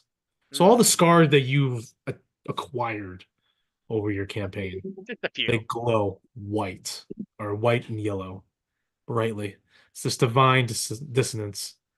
And with that, the city stabilizes, and you feel every portion, every room of the city of Illumination, and you can sense two entities really. One flying above near the Crystal Palace where the throne sits, where you need to go, which you can go soon, if not right now. But also something even darker, something that's sitting on top of the city, on a in the shadows, like it's been there for a while. But Narzan and Biz 2 look just Narzan's like, oh, okay, so what do we? And then it sort of time slows, and you sort of feel the corruption doesn't fight you. It flows through you from the artifact as it floats in front of you, but eventually it begins to dissolve to a smaller chunk, but it does stay floating where the solar did. It'll take time for it to eventually disappear, but the solar screams before its head is eventually dissipated. Not in pain, but in relief. And for the first time since the city was raised, the heart is not alone. You stand there in front of the mighty Lukos. Now the city is glowing, is beginning to illuminate more and more sections, and you can feel it in your hands. You just think about it. And sort of like if you're wearing like meta glasses and you have like little windows appear, Hmm. or even the little strength identifier from Dragon Ball Z. A little window appears, and right at your disposal is the gaze of Paylor. No. Well, But more importantly, you pull up more information on this sort of magical spectral interface. How much defenses are left, damage composition, all this information begins to flood you now. And it's very jarring. This Lukos catches you as you sort of fall backwards a little bit. Says, I got you, boss, don't worry. And with that, you actually can peer through memories. You can peer through memories of Narzan and whatever Biz 2 has seen. But you're going to see memories and footage of outside of the city. Um, and you just happen to just go back to see some of the stuff where you were friends and how you found Narzan, and you're just like, how can I don't remember all this? And it's starting to make more sense. about why this lunatic thinks I'm his boss. Hmm. Yeah. Mm. So that's going to automatically count as 2 successes for you, Ox. Yeah. And that's where we're going to end things there after this round. We're on round 5. DC is at 26. Quickly before we end things here, um, can we roll for temporal momentum, please? Yeah. Unless you want to. Oh, a 5. Is that slippage? No, it's not. Ah, It's either good or bad. When we haven't Don't gotten remember. yet. I remember that something is a thing. Something Uh, what did you roll? You rolled a 5? Hmm. 5. Oh, The so you get ball pressure. oh no, temporal pressures you get to choose. Oh no, you're right. Temporal 5 is Oh, the plus. skill 6 is increase. 6, yeah. So the temporal skill DCs increases +2, enemy clocks advance. Oh, if the TM is less than 0. If the TM is greater than 3, skills DCs decrease by 2, civilians create openings. Okay, cool. So it's actually DC 24. Yay! Nice. Yay! Temporal Heck yeah. pressure. Nice. So as that happens, before we leave this off, my bad, my bad, my bad.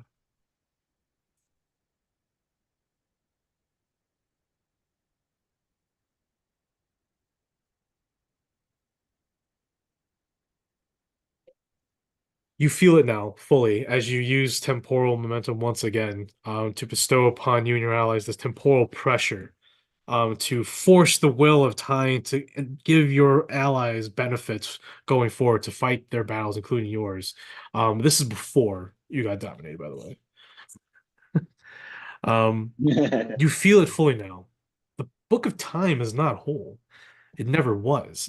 Your sense you sense torn bindings, missing chapters, entire sequences of cause and effect simply absent. And where one page should exist, you are standing there instead, not written, but present. Before you act again, the moment presses back this time, not violently, expectantly. You realize the danger isn't about losing control, it's choosing how much you're willing to hold on to. The blade feels heavier now, not with power, but with responsibility as you use and manipulate time more. Oh God. So I you do. guys you're tier 3 now. So this time when you reach for the moment, it pulls back violently though. not violently this time. So as you're about to be dominated, it feels firmly. You feel the pressure like hands braced against your ears on the invisible spine of the world. The absence you stand in narrows. It is no longer content to behold without cost. You now before as now you're now there looking, no longer controlling your body, like, oh no. Oh no, I can't believe I failed. You begin to see actual cracks in time and space. Like think of like the stone hallways around you, they're just starting to crack open. Things are beginning to just break. And even Vexara behind you is just like, oh dear, things are getting much worse for the world, dearie. And when she talks, her voice doesn't arrive like how it should be. Like she says something, but it's silent, and then you finally hear what she has to say after like a 2, 3 second um pause.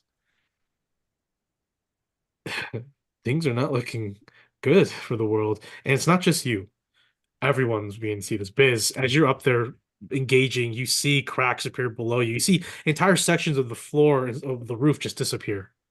You see actual cracks in the sky of white light. It's as if the world is actually cracking. And that's where we'll pick up next time. Probably Oh not good. God. Fuck yeah. Whoops. Hey guys, we're the heroes, right? Yeah, of course. We're just gonna break the Yeah. world a little bit. We need some duct tape to fix it again. Well, everybody, thank you for joining us. We'll be back next week. We'll see you next Saturday. Deuces.